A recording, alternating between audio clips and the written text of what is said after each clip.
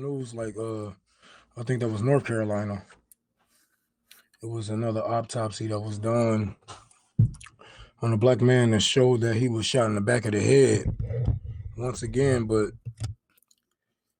you know, it's only so many times I'm gonna repeat these stories, man, because I'm not like this isn't my job. Like I don't like to sit here and repeat these tragedies, man.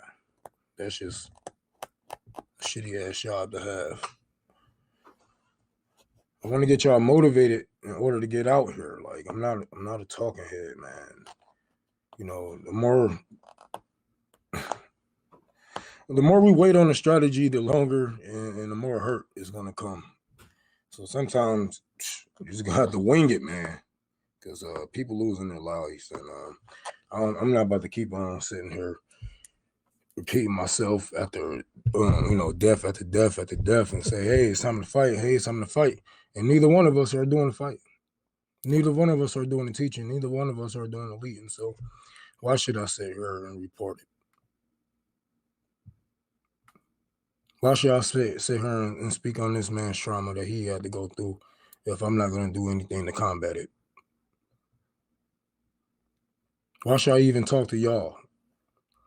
Why should I even talk to any of you? Because facts show you will go protest, but when it's time to really fight, motherfuckers be running with the tail between their legs every time. Come up with all types of excuses. I'm starting to think that you benefit from our deaths. Either that or you like to see it. You just like to see me sad. You like to see me report on it. You want to see our emotions because you are an evil person. Because there is no reason for me to sit here and repeat myself 11 times.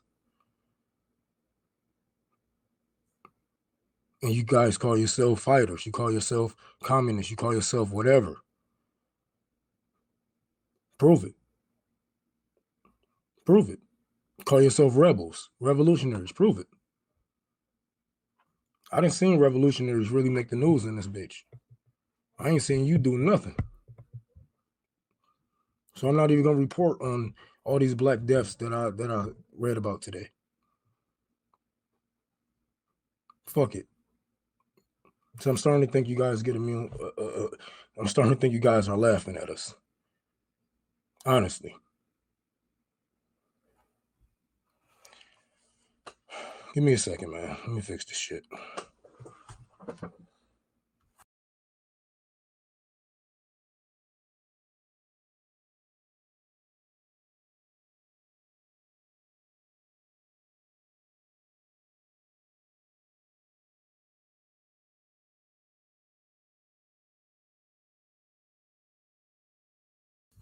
What's going on, Silver?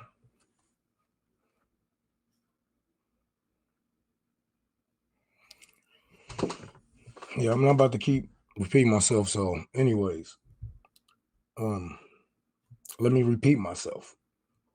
You motherfuckers. I don't know. Maybe I'm just not in the mood today. Let me smoke. That shit. The news pissed me off. You guys pissed me off. Everybody just pissed me off. And I don't know.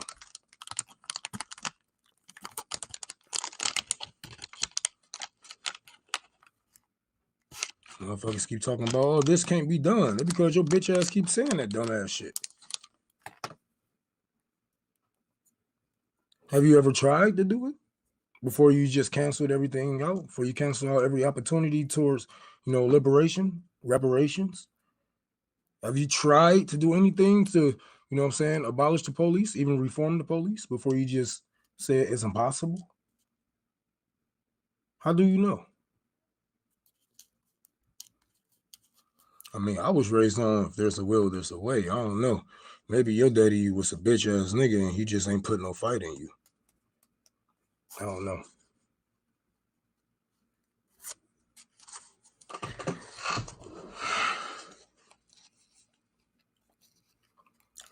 When I get out here to Seattle, man, yeah, it can be done. A lot of people don't want it done. They benefit from this shit. A lot of these people got generational wealth to look towards. They don't like me saying revolution.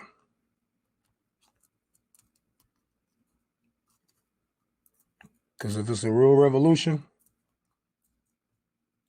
just like we see in Peru right now, the motherfuckers is gonna be, the liberals are gonna be on the fascist side. If communism take over in any step in any way, if we make it mainstream in any way, the liberals are gonna be right there on the other side. That's why I don't. That's why I treat these people like how I treat them, because I know the truth. I know you look at the black community as animals. That's why you want these police officers in our neighborhoods. I mean, you can say we have a high crime rate, yeah, but what is they doing to even stop that? How are they catching criminals? Go to every fucking data.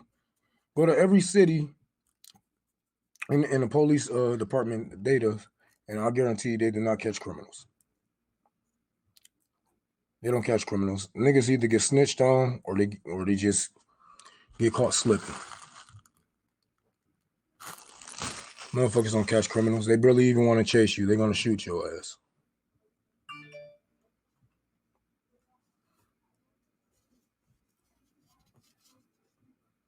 Like I said, I can sit here and say this all day, every day. I can repeat on a Black Death every day. Every day. And these motherfuckers still won't do nothing about it, because I'm starting to feel like you motherfuckers is laughing at me when I'm starting to say this shit. I asked you to go fight, and you still here.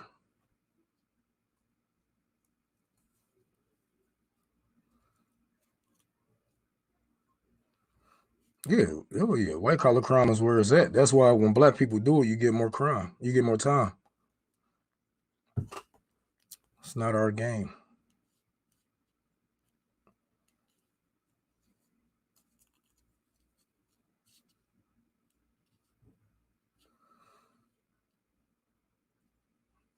What's going on? What's going on? I remember you, Wigger. You randomly found somebody's wallet. Did you give it back?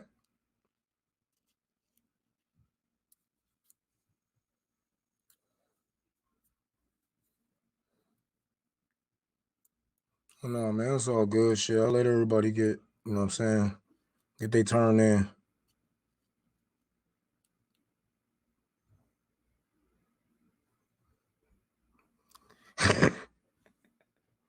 Shit, I'm broke, nigga.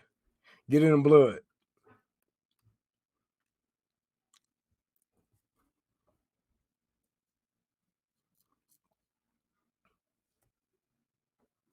No, it ain't even just that, man. It ain't even just my life. It's just this shit, period, man. These so-called revolutionaries, man. They low-key gatekeeping. They do everything but fight, man.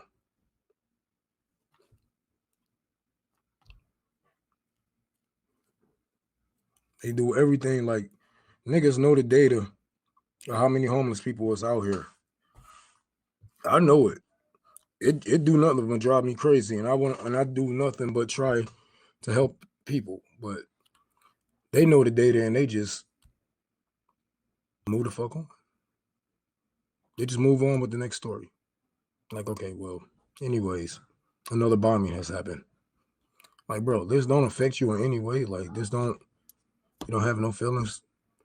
Like, this is not my job. I'm not a podcaster, you know, none of my pages are monetized. I don't get money for this.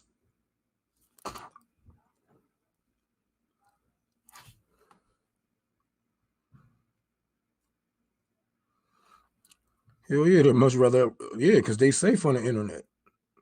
They safe from the batons. They safe from the gas. They safe from, you know what I'm saying, actually going out there and fighting. But see, niggas like that only last so long. They only last so long. Now, if you go on all these people who was pro push Biden to the left and all this crap They can't even crack 50 likes on her fucking Twitter. Can barely crack 200 likes on her Twitter pages now. Because that shit, it don't last long. You have no agenda, you have no legacy to live by. You are just there. You are just there reporting news. You are a talking head until you get out there on the streets and prove otherwise. And I ain't no uppity nigga and saying, hey, I'm the best nigga that's out here in the streets. No, I'm not. No, I'm not. And I never, because I was saying that even before I started this story. Niggas, you got to get out here and talk to people. People always say, oh, how you change minds? Talk to people. Talk to people that's not from your neighborhood. Like we always tell people, we have to tell people, all skin folk and kinfolk. And when I get out here, yes, I talk to fucking sellout niggas too. You got to check everybody because it's all of them on both sides. We got them on both sides. Motherfuckers try to say, "Oh, I'm gonna get killed. They're gonna come after me because I'm a liberal. No.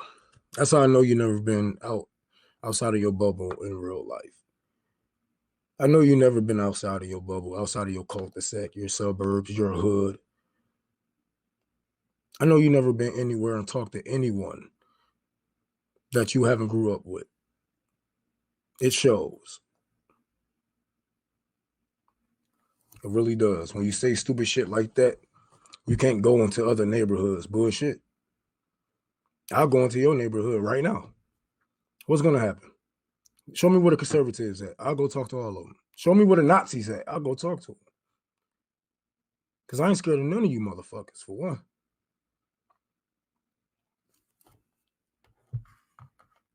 And no matter where I go, my message bleeds on me. Everything I do is bathed in the blood of communism. And you can feel it when I talk and when I walk. And that's how you got to carry yourself. But you carrying yourself with this defeatist mindset, you're not going to get anywhere.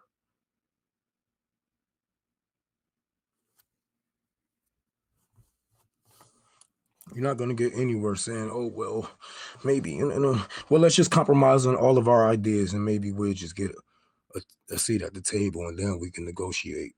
Bro, what you going to negotiate? You just already came half-assed. You already came half-assed. So once you negotiate even more, they're going to knock all your shit off the table and say, well, anyway, so now you're just sitting there like, I got a seat at the table. But yeah, you got a seat at the table, but everything that you was bargaining for is knocked on the floor. So what's up, bro? What the fuck is your seat? You know what I'm saying? What's going on, Nick? I'm glad you're here, man.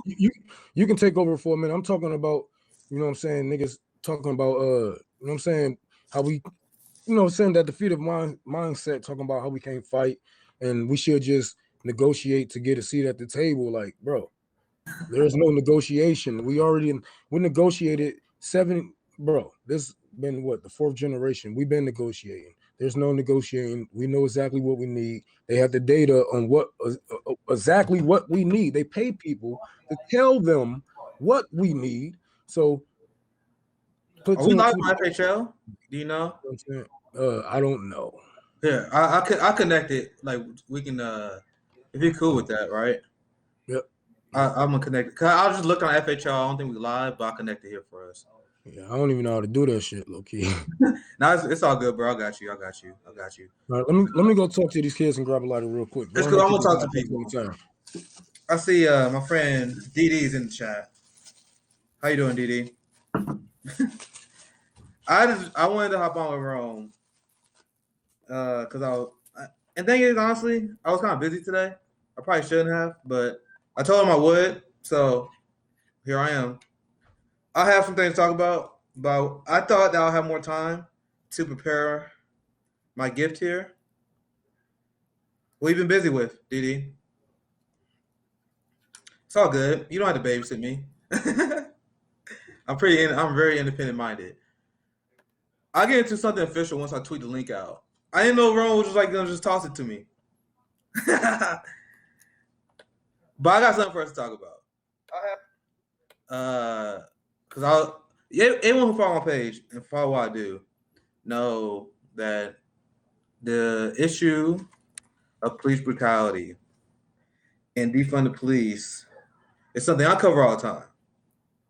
You see that defund the police and protests against the police is tend to be mainstream after like there's a big profile killing of African American, and that's when a lot of people talk about it. I'm about this all the time because the cops are beyond the pale, fascist thugs in uniform, and I tweet about it a lot. So I don't have anything prepared for you guys, but I can go through this some few anti-cop stories so you guys can see why I hate the cops so much. Missy, I was trying, man, I need a roll and everything. I didn't know if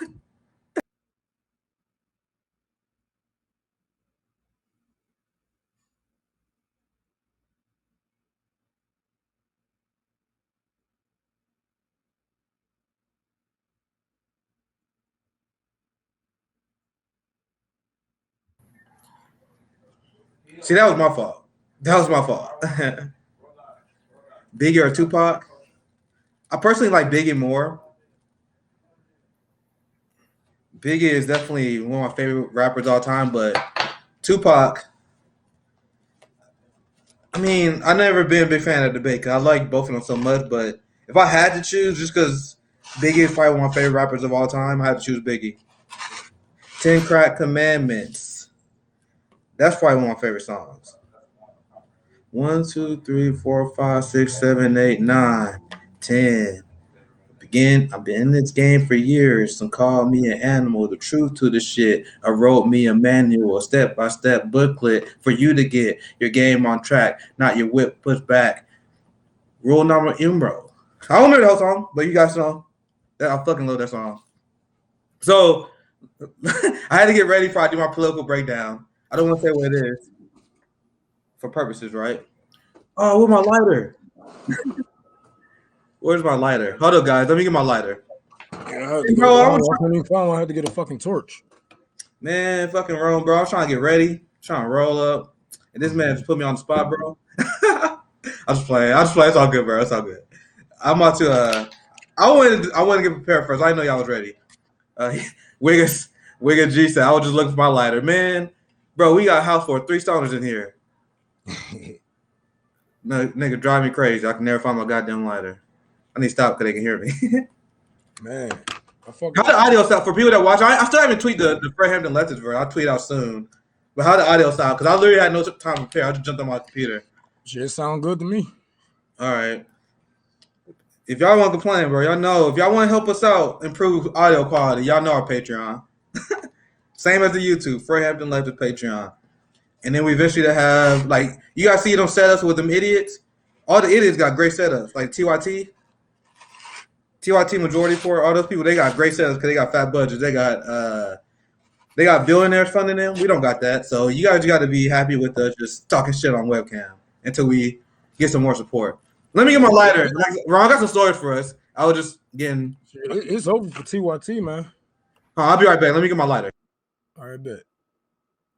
Yeah, it's over for TYT. They done. Like they gonna have support. They're gonna have support from liberals and shit like that. But as far as no, it's over. It's over, bro. Like I remember we did a show at the same time, and we was cracking more viewers live. I got more viewers than they have right now on it.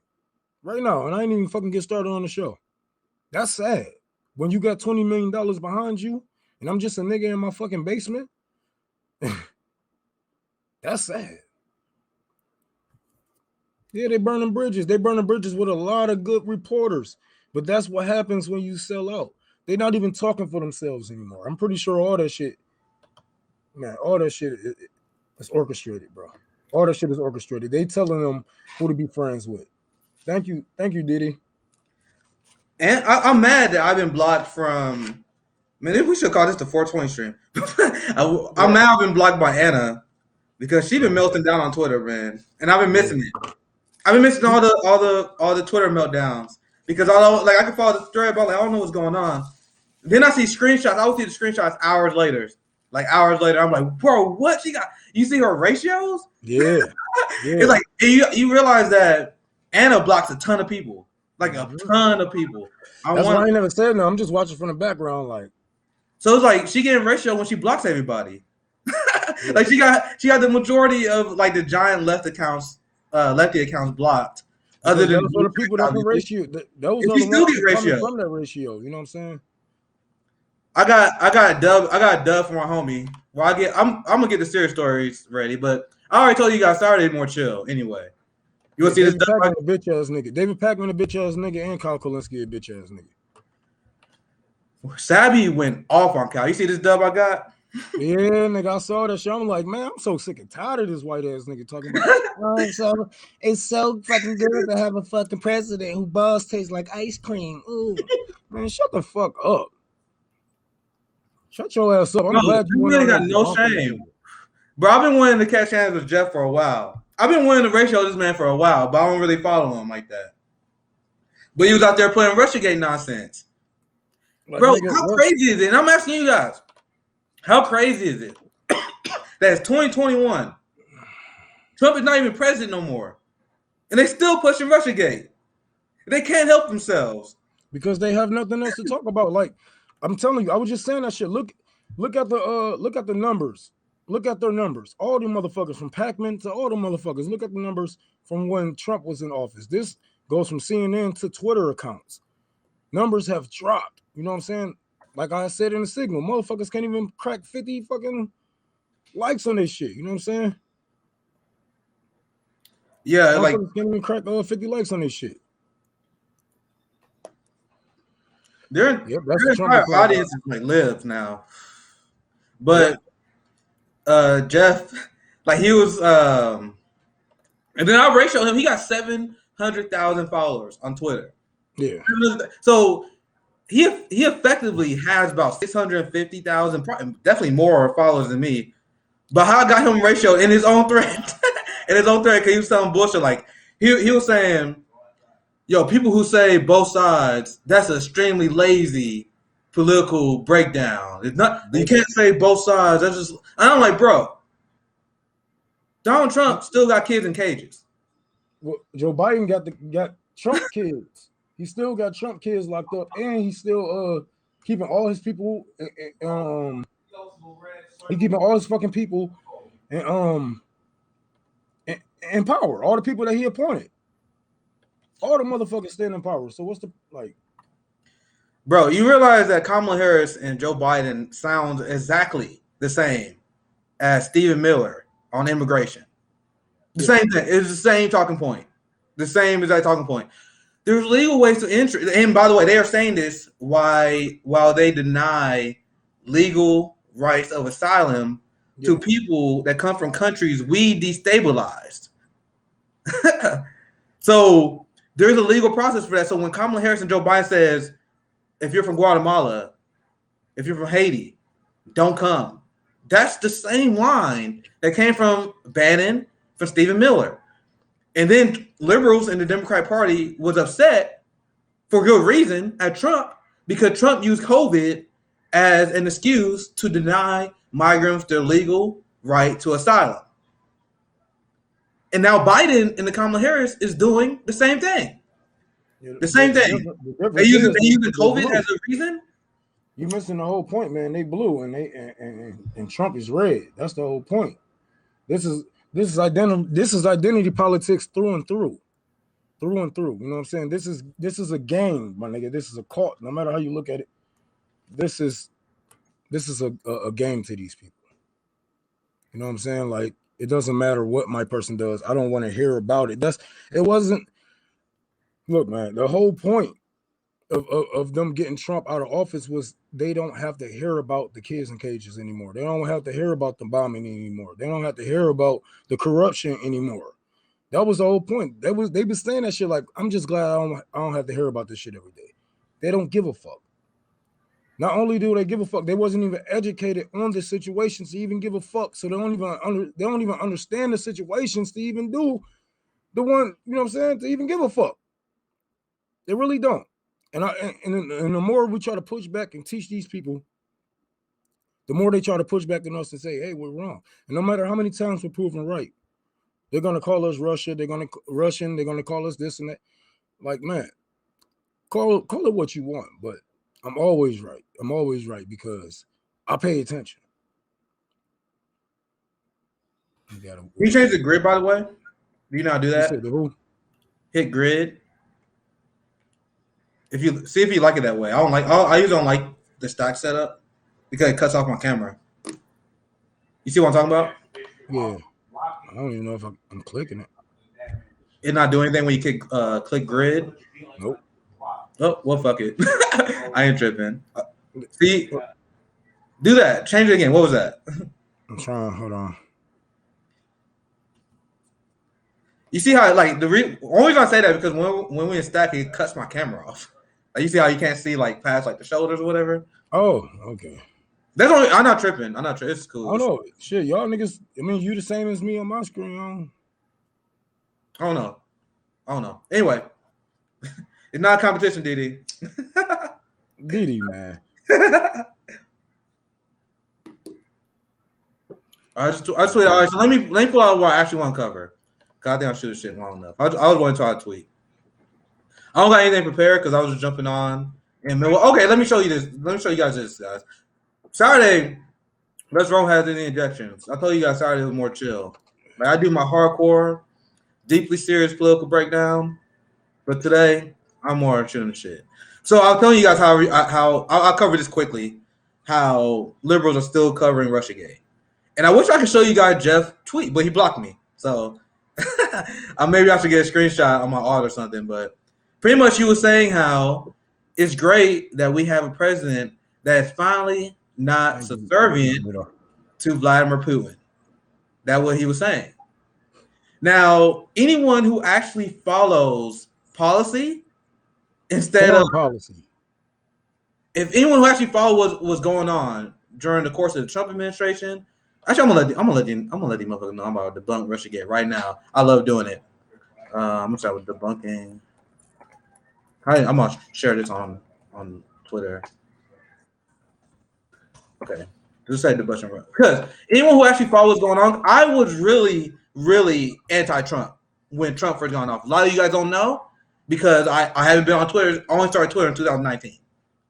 But when Donald Trump got in office, I treated his administration the same way that you guys see me treating Joe Biden. Like, there's no difference because I'll punch up and I aim at power. I don't have time to talk about Marjorie Taylor Greene. I don't have time to talk about Tucker Carlson. I don't give a fuck. I don't care about what Ben Shapiro tweets. Me and Ro talk about this all the time. I don't care. Like, these white people, these conservatives, these Republicans can hate me all they want. Yeah. They can be racist. I don't care. As long as my material needs are taken care of. I don't care. So, I focus on the man in power. I focus on whoever's in charge.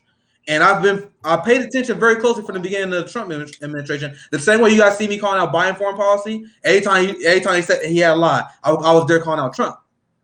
So it was maddening as someone who knew Trump's record up and down following his administration to people who keep saying that he is a puppet of Vladimir Putin. It never added up because Trump, you guys realize Chris Hedges breaks this down as well. Chomsky I think Chomsky mentioned this as well. You had Trump that was the most anti-Russian president since Bill Clinton. He pulled out the nuclear arms treaty, the same one that Joe Biden just got in. Yeah. He armed Ukrainian rebels going directly against Vladimir Putin. And remember, what did Trump try to do in Venezuela? He tried to overthrow Nicolas Maduro, a close Putin ally. So if you actually follow this stuff live and you hear stuff like Trump is in the pocket of Putin, it never makes sense. And that's why I remember what's so crazy about this is I remember the same conservatives saying the same shit about Barack Obama, saying, hey, he's cozying up next to Vladimir Putin, and you can't trust them, and this and that. They had a Russiagate themselves when Barack Obama was in office, especially when they was taking all the taking pictures together and acting like they was hating each other and shit like that. You have conservatives like, oh, this is just theater and blah blah blah. Like, so you can see it when it's on that side, but you can't see it when it's on your side. What the fuck is wrong with y'all, man? Like, wake up, smell the coffee, man. It's happening on both sides, bro. In the same, do you remember when you had? I'm telling you guys this because I am intellectually consistent. Like, I hate partisan politics. Do you guys remember when Trump was in charge? And while Donald Trump was doing all these horrible things, what did you see from right-wing media? They was like, Hillary Clinton, Benghazi, look at Obama. And I'm like, you guys are talking about Obama. And this is my response to right-wingers. I was like, you guys talking about Obama and Hillary, but your boy is literally committing war crimes. Yeah. He crashing the economy. He's literally doing whatever Wall Street wants. So my argument is the same now as it was then, right? I've been intellectually consistent. Mm-hmm. Now we got Biden in charge, and now you have blue MAGA doing the same thing as red MAGA, right? Instead of talking about their boy, they're like, look at Trump. You see what Trump is doing? You see what Trump tweeted? You see what Trump did? That's the same thing that right-wingers did to Obama, isn't it? The same thing. Like, okay, well, he's not in office anymore, so I don't give a fuck. Like, bro, they were like, he's going to go to prison. No. Bro, remember how people saying that soon little heart. Democrats if Trump go to jail, Obama go to jail. Dead ass. Bill go to jail. Bush go to jail. Biden go to jail. Carter go to jail. Every president go to jail. All them niggas are war criminals. All of them. If they want to hold anybody, I have to let y'all know before, this is a can of worms that they cannot afford to open because it's going to have a butterfly effect. And once you hold these motherfuckers accountable for war crimes, not only are they going to go to jail, motherfucking the Senate, people in the Senate, lobbyists. There's going to be a lot of people, not just the president. So I'm sorry to break your fucking heart. So I was delusional on this when I was a teenager because I was thinking like, bro, they about to get Bush. That when they didn't get Bush Jr., I knew they was immune. Yeah. When they didn't get Bush Jr., they didn't get Dick Cheney. I'm like, yeah, they can't do that. And then I learned later. I didn't know it at the time. I learned later what you just said. That they didn't go after Bush because that would make them complicit as well. Yeah. So there's no way that they're going to go after their own. Because if they went after Trump in a hypothetical situation for white collar crime, you're going to have a extremely pissed off Republican base, and you're going to have an emboldened party. And then once you have the emboldened party, they're going to go after your boys. And then it's going to be on. And they don't want that. There's that, despite the narrative, they do have a lot of civility. Like they always say, what happened to civility in politics? There's still a lot. Yeah. You don't get my boy in trouble, we won't get your boy in trouble. Because they all criminals. Yeah. And so that's when I knew nothing was going to happen to Trump. Do you remember when throughout the course of the campaign, liberals was like, when Trump leave office, he's going to be in trouble. The New York Attorney General Mueller is going to have the cuffs on him. He's going to have the cuffs outside of the White House. How's that going?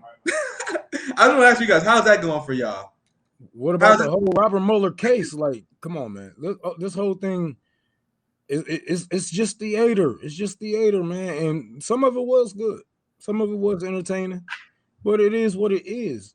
It's theater. Stop falling for it. It's wrestling. At a certain point, I still watch wrestling, even though I know who's probably going to win after a certain time. I'm like, all right, the Usos got this one.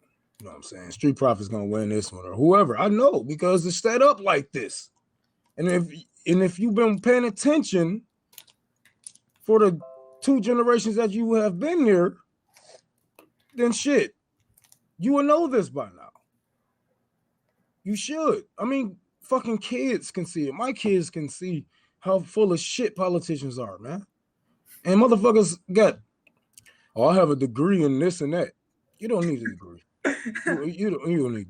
That doesn't mean they're more likely to be brainwashed. There you go, because you went to school, you learn what they want you to know. You know what I'm saying? We had to learn everything from the streets and through the people, word of mouth, and had to put 1 and 2 together to make sure we had to go out here and actually test the waters. Everything that you learn what's told to you. You know what I'm saying? You ain't actually go out here and learn hands on with this shit and actually go fucking, you know what I'm saying, be with real people. So now they telling you, oh yeah, we're the greatest country and we do this and that for other countries. But a lot of that school shit, I'm telling you, man, like they still teach elementary kids that George Washington had wooden teeth. And, like, come on, man, why even bring that up? Because they want to fucking brainwash you at a young age for you to be patriotic for these motherfuckers. But what they really won't tell is won't tell these kids is that George Washington dentures was slave teeth. You know what I'm saying? And that's why they brung it up, because they know once these kids get a little bit older, they're gonna learn that George Washington was a slave owner. They're gonna say, "Oh well, he was a slave owner, yes, but everybody was back in them days, and it was like that. It was immoral. It was wrong. He was a bitch ass." And that's bullshit. Like whenever they say that, like they always say, I have to put my headphones on. But they say the founding fathers were just a victim of their time. They're like, oh yeah, they had slaves. Well, I mean, what can you do? That was just how it was back in the day. So you guys understand that there was an abolition movement from day one in America. Yeah. There was a giant abolition movement, and George Washington opted out of that. Yeah. So, and one more thing I want to bring up, because I love the point you mentioned. I talked about this with a little bit of Ron McComb. If you think these people with elite academic degrees are smart, you are out of your goddamn mind. You guys know that Matt Gaetz got a Harvard law degree? Matt Gaetz. Donald Trump is an Ivy League educated person. Donald Trump. You think Donald Trump is an Ivy League level scholar? Do you really believe that? All that shit is paid for play. Now, I'm gonna say this two ways. There are examples of poor people going to Harvard or whatever. But I'm telling you, all the nepotism cases is exactly that. Like people are Harvard alumni and they get in Harvard and they literally get an easy road through. That's every single politician we know that brags about having a Harvard degree, right? Now, I do think there's nuance because if you working class person and you hustled, you made your way to Harvard, I think that's legit. And then they brainwash you once you get in there. Yep. But you think George Bush is Ivy League? Like the dumbest people. All these politicians are dumb. All of them are dumb, and they just benefit. They're propped up by these Ivy League schools. Don't believe me? If you think these Ivy League scholars are great, Elizabeth Warren is a well-known scholar, right? Do you guys remember when Elizabeth Warren, with a straight fucking face, was like, "Yo, we can solve the climate crisis. All we gotta do is invest in green bonds." They're the dumbest shit that anyone ever said about the climate crisis I ever heard in my life. But her college educated crowd was cheering for that shit. And I was looking like, what? Yeah, they was actually defending it. Like the Elizabeth Warren fans when she first said it, they were like, "Yeah, that's actually a good idea. You guys are just out." And then after a while, they realized how stupid it was.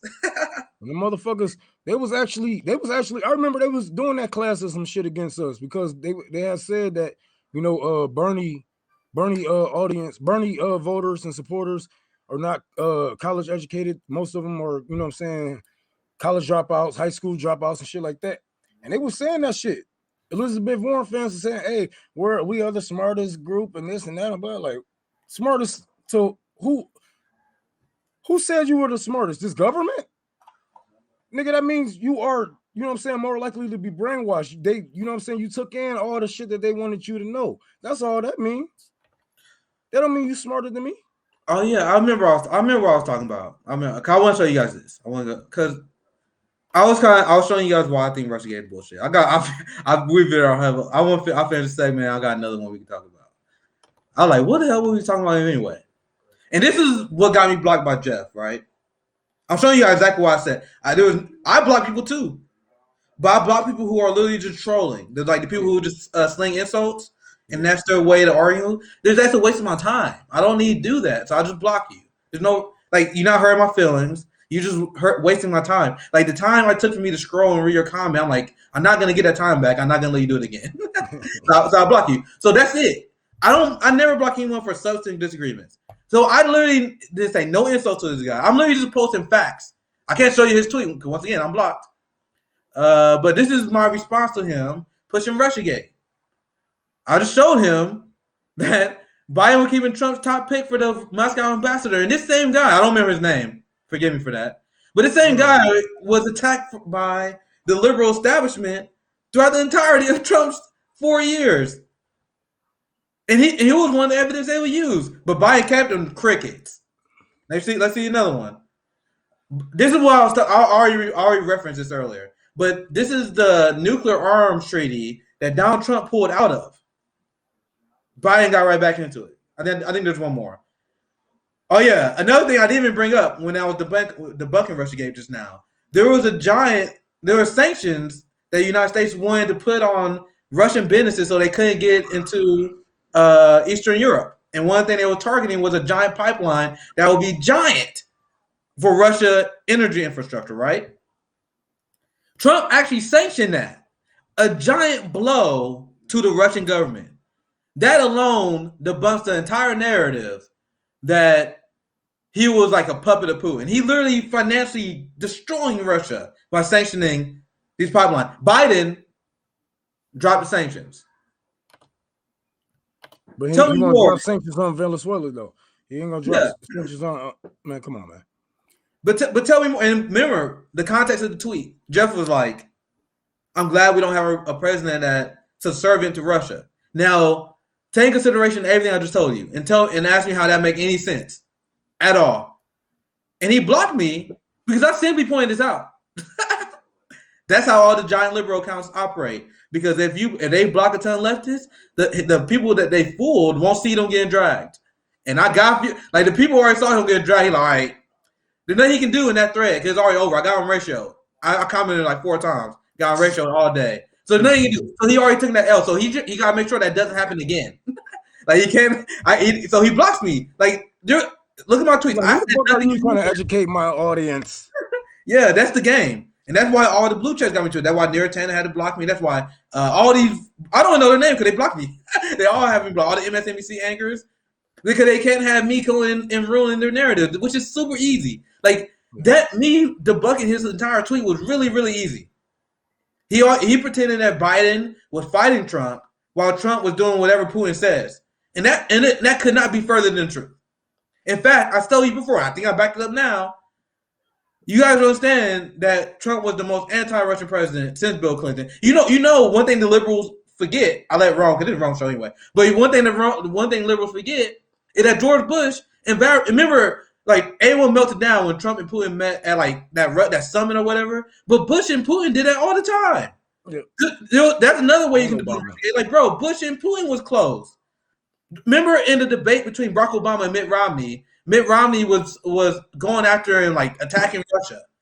And then Barack Obama in the debate was a viral moment where he said, hey, Mitt Romney, I think you need to get your foreign policy back from the 80s. Russia is not a giant geopolitical power anymore. That's a threat to us.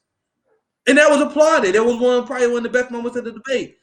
And then the liberals completely forgot about it.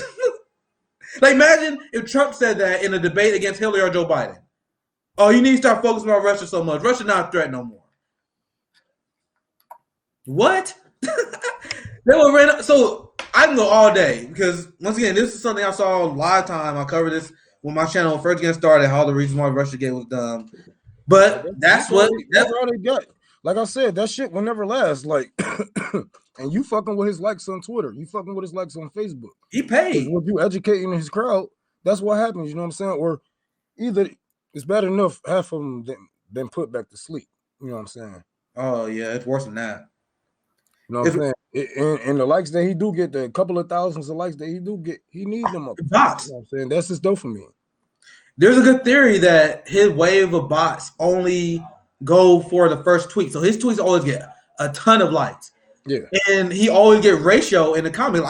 He got 700,000 more followers than me, and I ratioed him. So what I've heard is like the bots come like the first tweet, but they don't like anything in the comments. Yeah. So that show that his platform is like propped up. Bots. So he can get ratioed in the comments. That's why he blocked people, because the bots are not going to back him up in the comments. Like even that horrible tweet got that last time I saw it, because I seen it had like 8,000 likes, and it was trash. That I debunked it in less than 5 minutes, and it got 8,000 likes. That's not you can't convince me that's legitimate. And also, I don't know if you saw the story, but him and Brooklyn Dad is paid. He was supposed to have been paid by the party as well. So he's not an intellectually honest actor. There's not nobody following Brooklyn Dad like that. Don't nobody know this nigga. Bro, I you can go heard to Brooklyn right now and ask everybody who the fuck is Brooklyn Dad. I bet you they'd be like, who? My dad?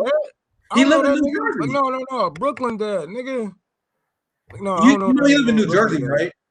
He's also Brooklyn Dad, but he lives in New Jersey. Oh, yeah, he live in New Jersey. You hear him talk, like, bro, his whole demeanor is that he's supposed to be this tough guy. This tough, but you hear him talk, you ever hear him speak, he sounds like Ben Shapiro. I don't know what race he is. I know he's brown. He looked brown to me. He probably black. He probably But black. I don't want to miss. I'm I'm not trying to miscategorize him. I just literally don't know. But like he was like this intimidating looking brown guy with a beard. Then you hear him speak. He sounded like Ben Shapiro with a squeaky voice. Saying, "Bro, no one taking that motherfucker seriously." What? I need to see some videos of you throwing. I'm gonna see if I can find it. There's the one that went viral. There's the one that went viral because he was responding. I'm gonna find it because once again, this stream for just have fun. So I'm gonna look for it. This was a video of him responding to the when the story broke when he was a paid DNC doctor. He was trending for 2 days, and then he came out with a video in response. It was the most cringe video I ever seen in my life. I remember that shit. And that's why I'm gonna try to find it here. Bots are basically fake pages. They got them on YouTube. They got them on Facebook. They got them on all these social media pages. It just make it look like you got more followers than what you really have, or you know what I'm saying.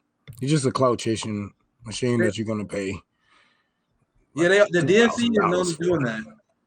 That the Sally Albright, they use bots to attack people and to prop up the profile so they get on top of trending. And I don't know the name of the company because I don't know these motherfuckers that well. But the company that was caught paying him is known for deploying bots. That's what they do. I think I can know how to find it. I'm gonna find that video because it's so. I covered it on my show and we was just dying laughing. Like what makes this video funny is he is dead serious. Like he thinks he sounds tough as hell. Like he thinks he sound cool and tough as hell, but he sound like I told it's so fucking funny. Hold on, let me see if I can find it. They know.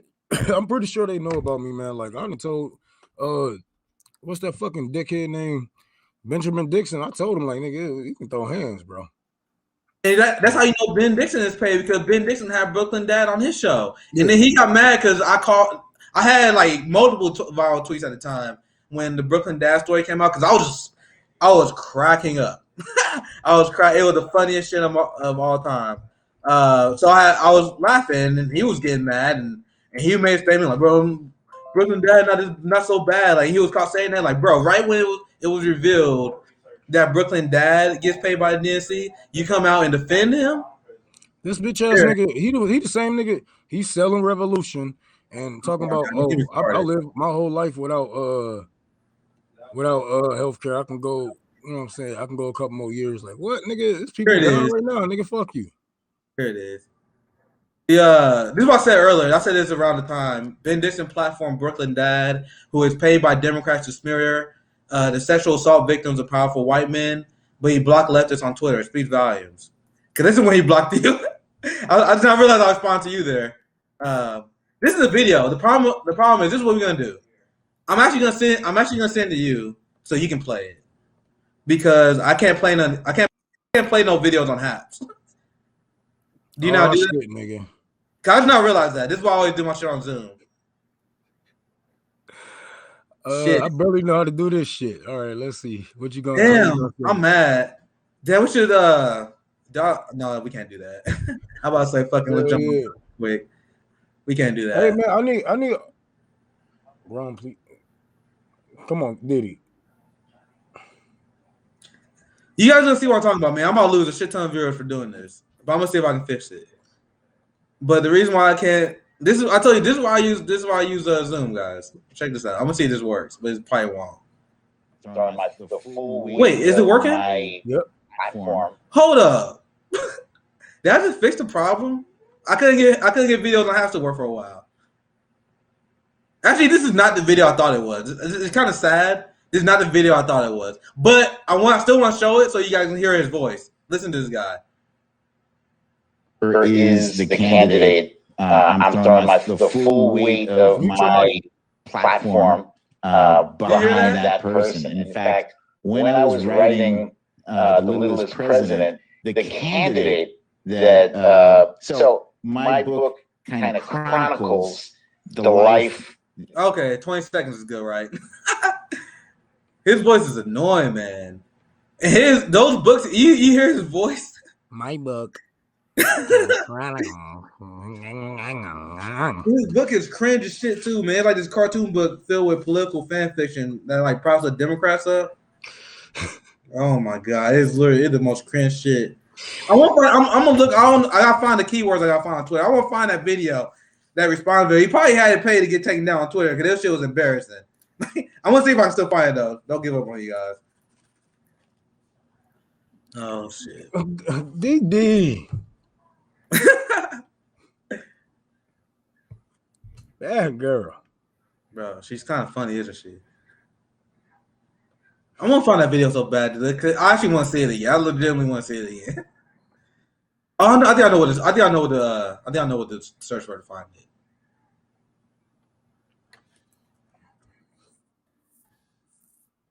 Oh, I found it. All right, I'm gonna let people know. The interview.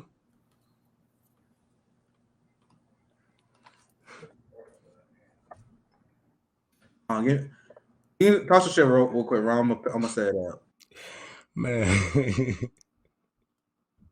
kind of distracted, man. But what's good? What's good, James?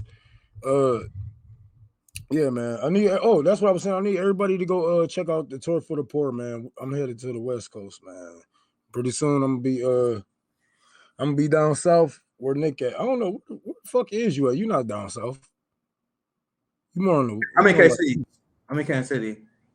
Oh, okay, yeah, okay. We gotta do something soon, bro. We definitely gonna do something soon. I can do Kansas for sure. After we watch the video, let's put your Tour for a Poor shit on here. Yeah. Hey, shit, they can hit that thumbs up if they want to. If they don't want to, shit, fuck it. It don't even matter. Some of these niggas probably. While y'all watching, hit like. We got a lot of people on YouTube watching. Thank you guys for checking us out. Hit like, subscribe. Saturday, Roman busy with Tour for the Poor, so Saturday lately it's just been chilling.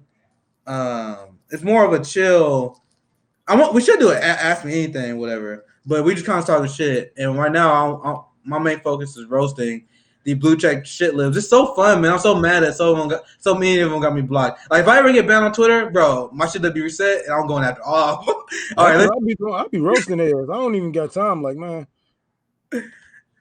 Like, they're so terrified of me because they know I'm gonna give them ratio all the time. See, this is a video. They say I'm a paid shill. Mute your mic. Paid. Yeah, hold up. Yeah, I hear you. Yeah, I hear you.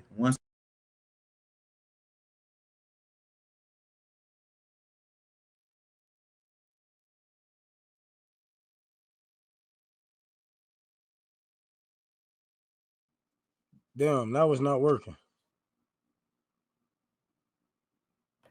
Also, you can't hear it now. Maybe I put I don't know what it is.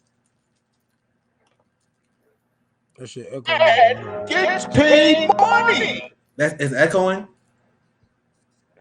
Oh shit! I think it just made my motherfucking face hurt. Was it still? Let me know if it's echoing because I don't have my headphones or anything in. Yeah, it's echoing. They say I'm a paid shill. I'm a neoliberal. Still echo? A little bit. Damn. Thank you, Vegan. Like that's the point of Saturday stream. He said this stream probably be fun. They said they can. Oh wait. I know. No. Man, this is why I don't like half, guys. Give me 1 second. What the fuck wrong with this nigga voice, man? Let's see. JB said we can't hear it. Yeah, I know. I'm gonna try and fix it. I'm gonna try. We might not be able to watch this today. I'm gonna watch it on my next stream. We can't watch today because I found that I'm a bookmark it. Cause I watched this video so many times, bro. Cause this video is legitimately the funniest shit to me. Is it still echoing?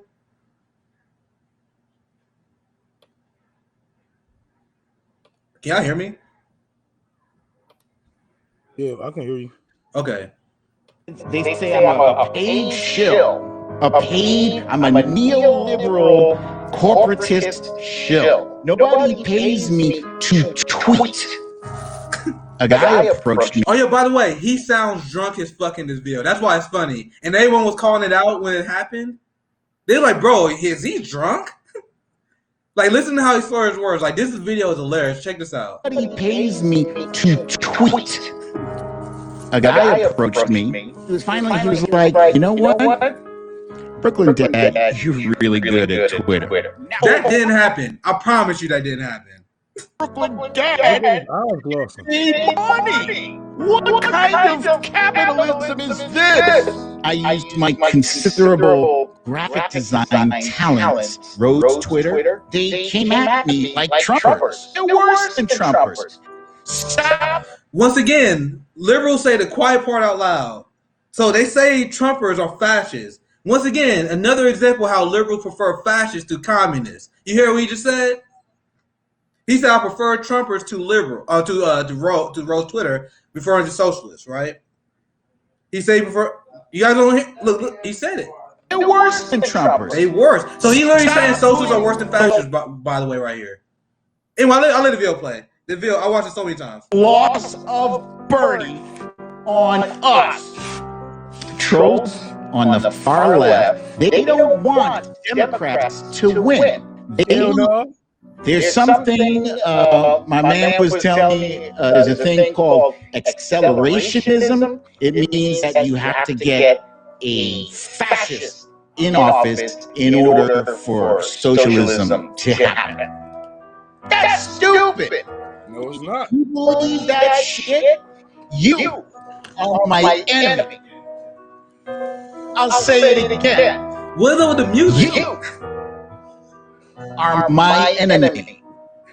I apologize for nothing. Bro, that's the funniest. Bro, he's clearly drunk. He's clearly drunk in this video. And he literally said, he's like, you heard accelerationism? Like, bro, that's not what he called. Oh, what? Watch the very beginning. The very beginning is the clear sign that he's drunk. Corporatist shill. Nobody pays me to tweet. A guy approached me. He was like, you know what? Brooklyn Dad, you're really good at Twitter. That did not happen. I promise you. All right, what y'all got thoughts? This is Whoa. There's one part where the story is really bad, where it's clear that he gets paid money. What kind of capitalism is this? I used my considerable graphic design talents, Rhodes Twitter. They came at me like Trumpers. I got you. Stop. This nigga said I use my. Oh wait, let's play the part. Look, when he says this, it's clear that he's drunk as fuck. Listen right here. The loss of Bernie on us. Troll. He literally sounds like a drunk character. Don't blame the loss of Bernie on us. So like, bro, what? It's this delivery, bro. Oh, shit. Man, I literally watched that video so many times when that came out. I remember when he released that video, liberals was like, yo, that's a great response to this. And I was like, no, it's not. That was the funniest video I ever seen in my life. And then like he been had me blocked. I didn't even know who that what Diddy was saying earlier. I didn't even know who Brooklyn Dad was. Like anyone was talking about Brooklyn Dad, I was like, what the fuck is a Brooklyn Dad? Then I saw screenshots of his takes, and I literally couldn't believe it. And I want you guys to understand why it's bad. You guys realize Brooklyn Dad smeared Tara Reid. Brooklyn Dad attacked Tara Reid and called her a liar. I just want to know who the fuck is listening to that podcast. How many numbers will he put up? Like, we got 100 people on YouTube right now. So we got 100 people on YouTube. My point is he got paid by the Democratic Party to smear. He attacked Tara Reid and he attacked Lindsey Boylan, who accused Andrew Cuomo. So he was paid by the Democratic Party to smear women who accused powerful white men of sexual assault. Mm-hmm. How horrible is that? That is about as bad as it gets. Like MAGA doesn't do anything worse. Like he's saying that he's not paid. So even if he does, even if he doesn't get paid for this nigga, that's even worse. That's even worse. Like, bro, and for you to see, that's the problem with these overeducated motherfuckers. They so smart, they so dumb. You know what I'm saying? That you fall for every fucking trick in the book, and when a dumbass nigga like me bust your bubble, you looking like, no, this can't be true. Man, shut your punk ass up too. Like, first of all, your beard is weird. Them glasses, old school as hell. Your mic muted, nigga. I'm sorry, I was talking shit to my roommate. Get some grandpa ass glasses, nigga. Tell that nigga get the fuck on. While I smack him upside his head. And knock off that ugly ass fucking stocking, skull cap he got on, man. Get the fuck on. I don't take these niggas serious, man, because what the fuck do he do? They're entertainment to me. Like these blue check liberals, they're literally nothing but entertainment to me. And it also kind of scary because I see I'll fly that today where I saw, I'm gonna see if I can find that 2.8K subs. What? That's a weird ratio from your Twitter having shit. That's nothing, bro. That's how you know it's bots, bro. I got more subs than he do, and I only got 59,000 followers. He has 600,000 more followers than me, but he got less subs on the YouTube page. Yeah. What? I got 3,000. That's how you know all his followers are fake. No, I'm sorry. I messed up him and Jeff. Brooklyn Dad have like 300,000. But that's still, he has like 3.5 times more followers than I do. But he got less subs on YouTube? That's how you know his numbers are fake. Shit, you can't say David said he can't even call himself Brooklyn Dad no more, huh? That's fucked up. See, that's why you gotta get a baby mama who know you crazy. And won't put you on he lost his kids, didn't he? Yep. He got Alex Jones. Shit, my kids right here. Yeah, Alex Jones. Oh well. My boy JB in the chat. Man, I need to start talking to y'all chat because we got plenty of y'all watching, man. Y'all need to leave some chats because Saturday, like you guys already yell at me because I don't get to all the chats, but now is the time. Like I can't get to all the chats when I'm covering a story. Shit, I'm about to set up something right now. Shit, if y'all motherfuckers, some of y'all niggas hop on Twitter, I'm about to set up Commie's Corner real quick. Send me your tour to the Porsche shit so I can show it on the screen. Let me go to YouTube page. I won't show that.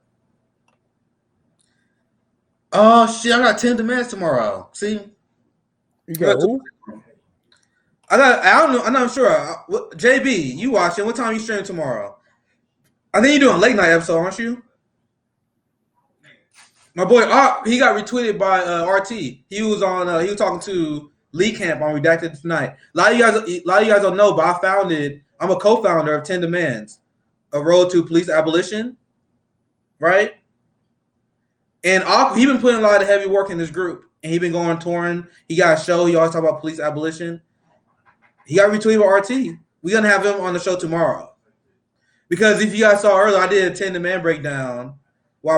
We did our second demand when we talk about decriminalizing the police. Demilitarizing the police. I'm about to say what the. Sorry, bro. I already smoked a little bit. So, what we do? I started the series on my show where we break down our 10 demands. Because 10 demands is like a road to get police abolition. Because they want to always talk about it, but how are we actually going to get it done? And a lot of people don't know. Like I see people say stuff like, "I don't support defund the police. I support police abolition." Guys, that's the same thing. Because defund the police is the road to abolition. You can't just get rid of all of them out of nowhere. And all abolitionists understand this. This is why we got road to police abolition, right? So we eventually scale down to police budgets to the hit zero while we funding education, housing, healthcare, and that we don't need police, right? I think this episode we gonna do our third demand, which is eliminate discriminatory policing, prosecution, and sentencing. That'll be tomorrow, as long as I don't get in JB's way. But I think he's doing his show later. 10 demands. See, Nick the socialist now. Almost caught up Brooklyn Bad. Philip. Man, dude, like he get paid a shit ton of money. Like I can't.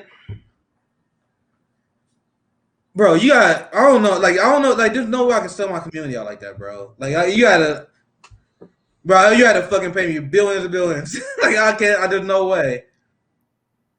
Because I don't know how these people can do it. I don't know how they sleep at night. I don't know how Candace Owens sleep at night. I don't get it. Shit, in the bed, comfy as hell next to a white man. I guess because I'm anti-capitalist. Like, bro, money is just a tool for liberation to me. I'm not materialistic.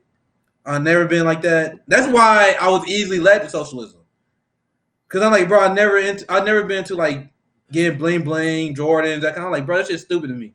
I've always been like that. Like, to me, money is only a path to freedom.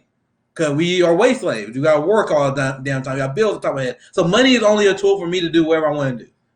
My dream, I said on Twitter, I want to set up martial art mutual aid system on the left, where we have free martial art training for lefties or for anyone in the community. Honestly, that's what I got.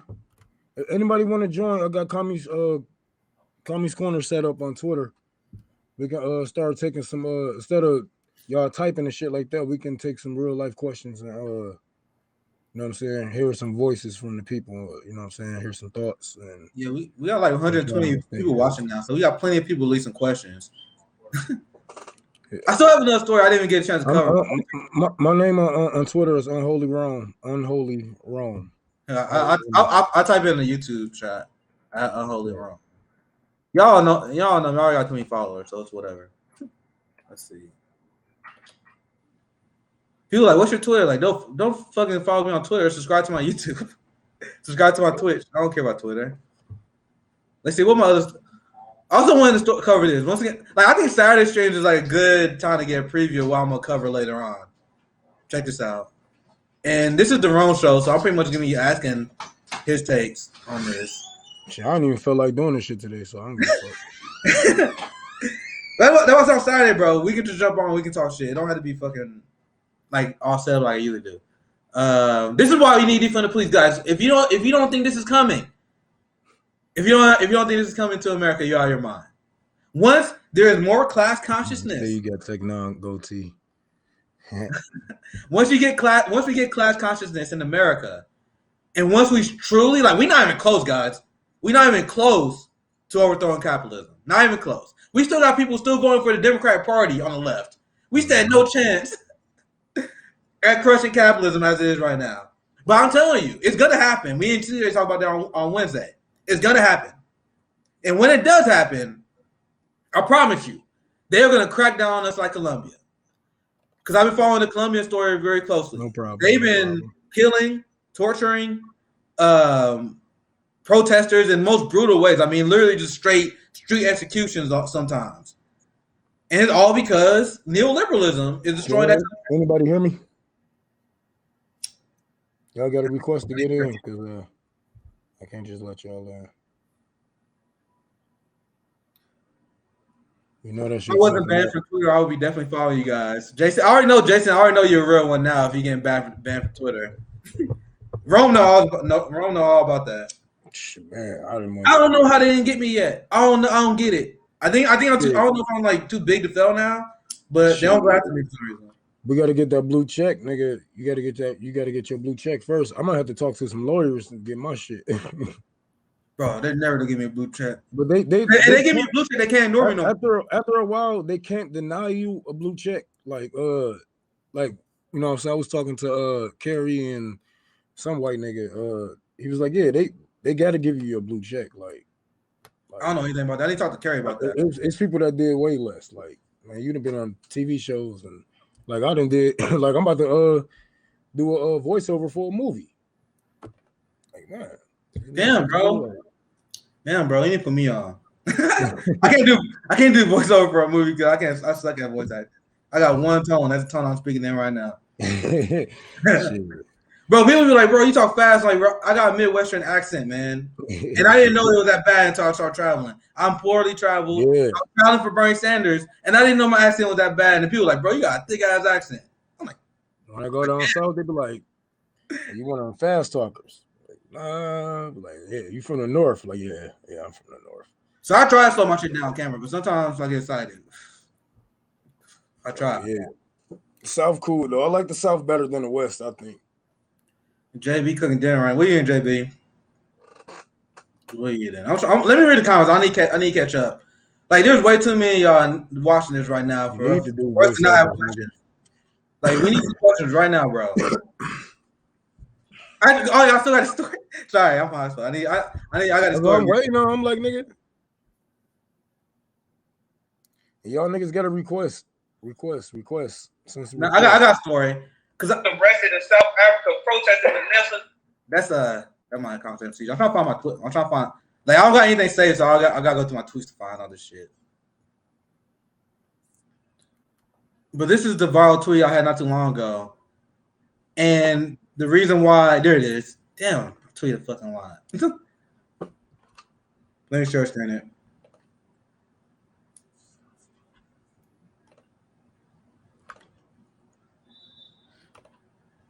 Hello? Yeah, you guys see this, right? Can you hear him? A little bit, yeah. I can hear you on the phone. What's going on? All right, hold on 1 second.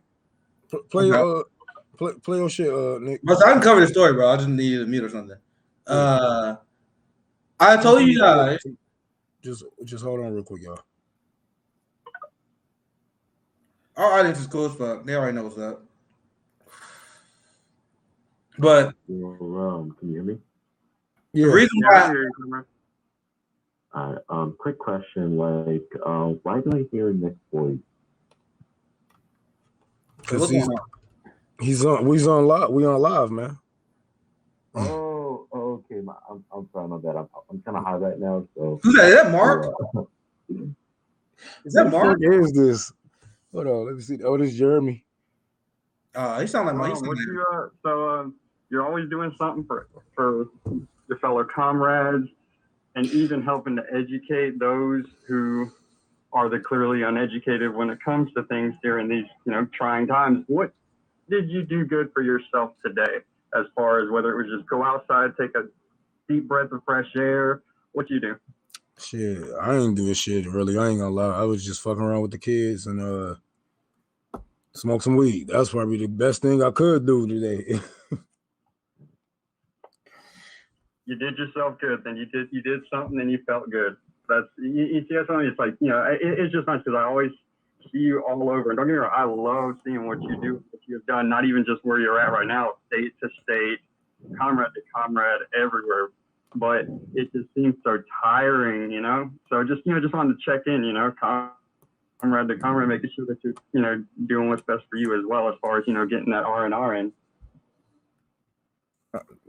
Thank you for checking up on me, man. Truthfully, it is tiring, but shit, ain't nobody else gonna do it right. You know what I'm saying, for you. So if you want to get out there, you gotta. Oh, absolutely, absolutely. You say it time and time again, and it's nothing short of the truth. Never has been, and it never will be anything short of the truth. We are what we have, and it's more than enough. Yep. We just gotta keep moving forward. Oh yeah, that's the only way. Because I mean, look, it's either it's our life or theirs, man. Like, I don't know how, you know what I'm saying, how else to you know what I'm saying, put this shit, but I feel like our lives are more important than theirs. But I want Nick to run this story real quick, so I'm gonna have to mute everybody.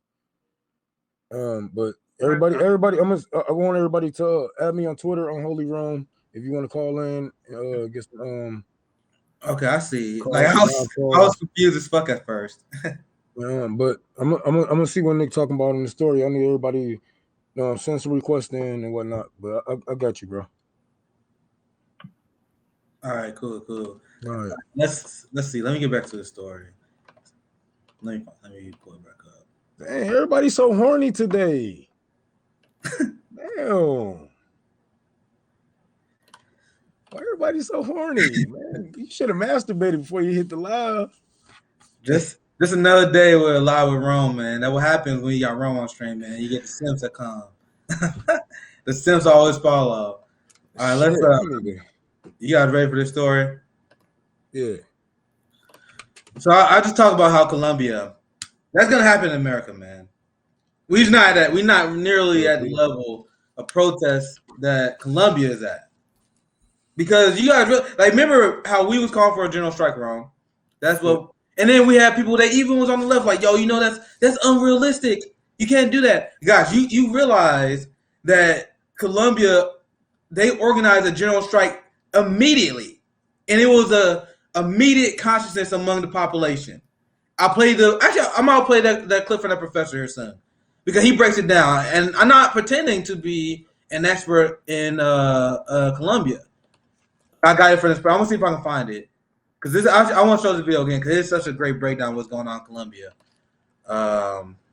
But there was a immediate general strike when they was implementing regressive taxes on the working class to fund their neoliberalism. And if not only that was like set the power keg off, but they are literally a corrupt mafia government. And not a exaggeration at all. I'm finding that clip from the professor. I won't let him explain it. So you guys know I'm not exaggerating when I say this. And this is going to happen in America here soon. Here it is. It's super easy for me to find. I did it on purpose. Give me 1 second. I think this really worth us watching. And then I'll continue with the rest of the story. Because this video I'm about to show you, this is a really concise breakdown of what happened in Colombia if you don't know. Let's make sure the audio is working. Colombians are fed up. 73% of the people in this country approved the strike before it started.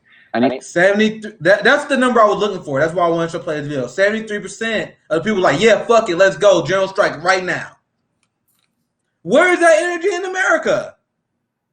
That's why I said we are way behind. Once we hit this level, then we'll get the cops killing us like they're doing in Colombia. And I'm not lying. And when the story I'm gonna show you, you're gonna back that up. But let me continue this guy's breakdown. I want to play this so I can get that number in the beginning, because I didn't have it memorized. But this is a video worthwhile. It's only 2 minutes. It gives you a good explanation of what's happening down there. So watch it. It has only grown since then.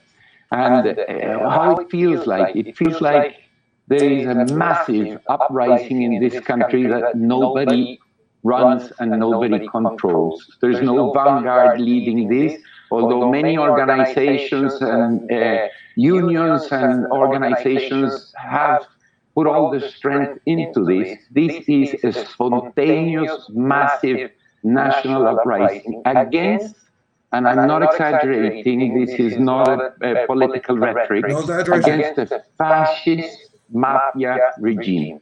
It is... and by the way, I want you guys to keep this in mind when he's explaining this. Joe Biden in the United States, and I'm going to get this guy's name wrong 100%. They are allies with the president of Colombia, Ivan Duque, the guy that he's about to talk about right now. This is who America sponsors. I just want to let you guys know that before he explains this. Yeah. So I don't want to hear any bullshit about us like attacking other countries. Like, bro, we are funding the worst of the worst. Check this out. There are assassinations and massacres in Colombia throughout the country after the peace agreement with FARC was signed, counted by the thousands. There are also impoverishment of the people. The healthcare system doesn't work. We didn't have a healthcare system prior to the pandemic. The pandemic has only made this a lot worse. There is a direct attack against the poor indigenous people, Colombians throughout the country.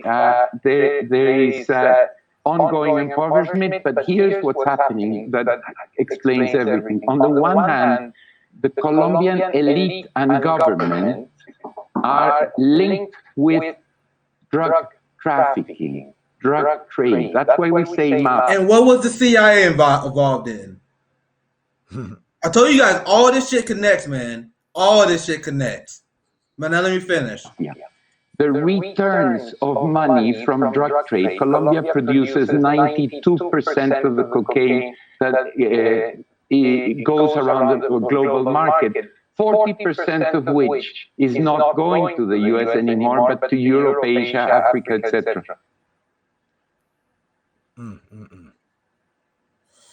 I love that video. 40% of the cocaine. Hey, but that's that game that we've been playing. All right, let me unmute everybody. Yo. Oh shit, here go another nigga with a good ass accent. Heyo. What's poppin', man? Nothing much. I just wanted to I don't know. I think it messes a bit with the audio when you do it like live at Yeah, the same time while also doing like this. I don't yeah. know what it's called. Room thing. It's a It's just like basically. That because I should have muted my phone. I should have muted my phone because it's playing through like three yeah, different things right now. But no problem. Just a heads up. yeah, I bet heads up. Your name Penis, nice pun. What's going on, motherfucker? Actually, it's just it's because there's this like British economist that I like who's called Cockshot, and I just he's called Cockshot, so I don't know. Penis projectile is like basically the same thing. So my name is Penis Projectile. That's the story behind my name. What's going on? But you got any questions or what's on your mind, man? Nah, I'm just I don't know. I'm just procrastinating right now. Shit, your ass had all that shit. I got it all out yesterday, huh? But you spent some facts, especially about you know what I'm saying, that shit stuck with me about the unions. You know what I'm saying? How we shouldn't try to unionize and shit like that. Yeah, I just feel like, maybe Americans, they they not necessarily praise unions too highly, but maybe put too much hope in them just because it's like something new to the American left, or at least something that Americans perhaps aren't as familiar with as perhaps the European socialists. I just, all I wanted to say is just basically like, we have just dealt with a lot of bullshit unions over here. So like putting all one's hope into unions, I think you're just setting yourselves up for disappointment. Is all I'm trying to say, really. Yeah, again, it's not too many people negotiating at the top with these unions. You know what I'm saying? After a while, exactly.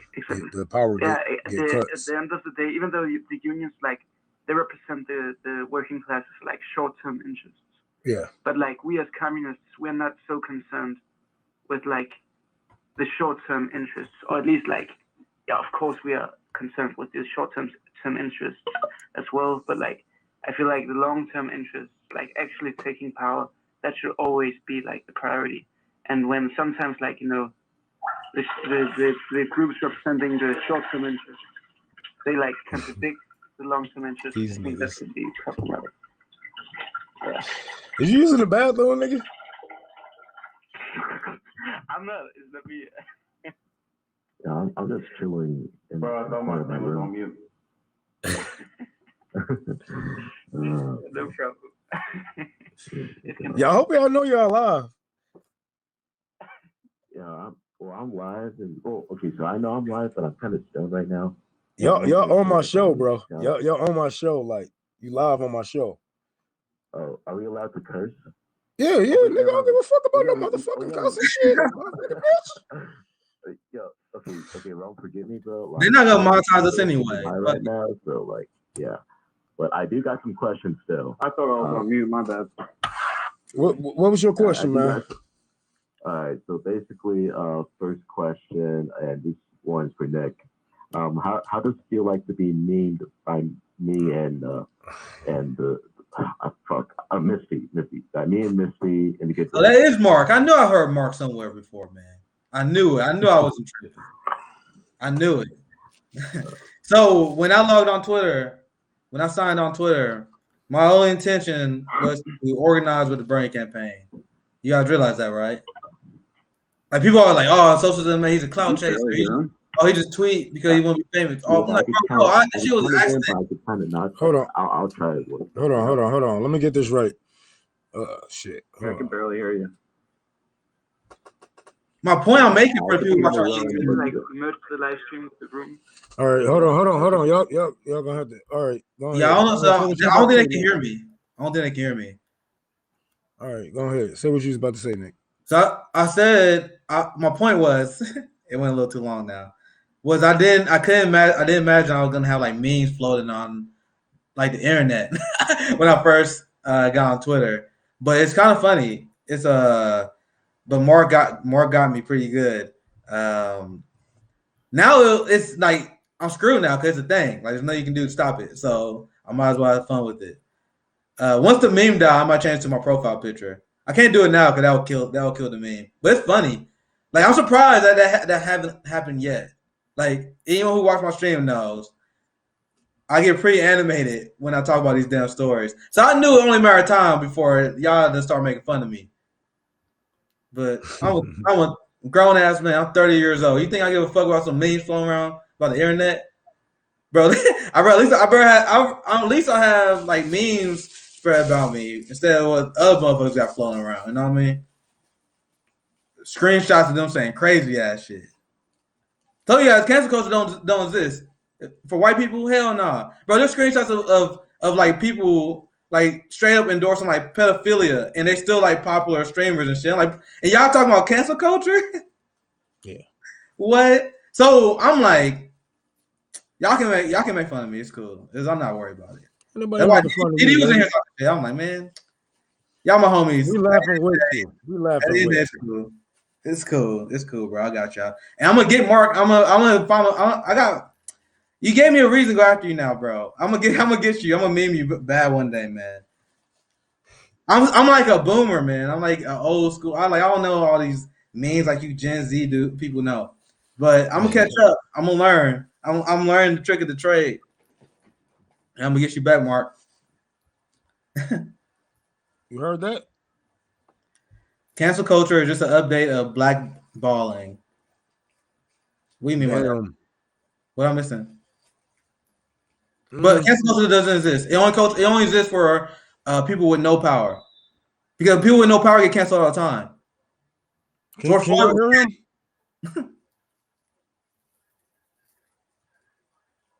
Okay. Yeah, we can hear him. Yeah.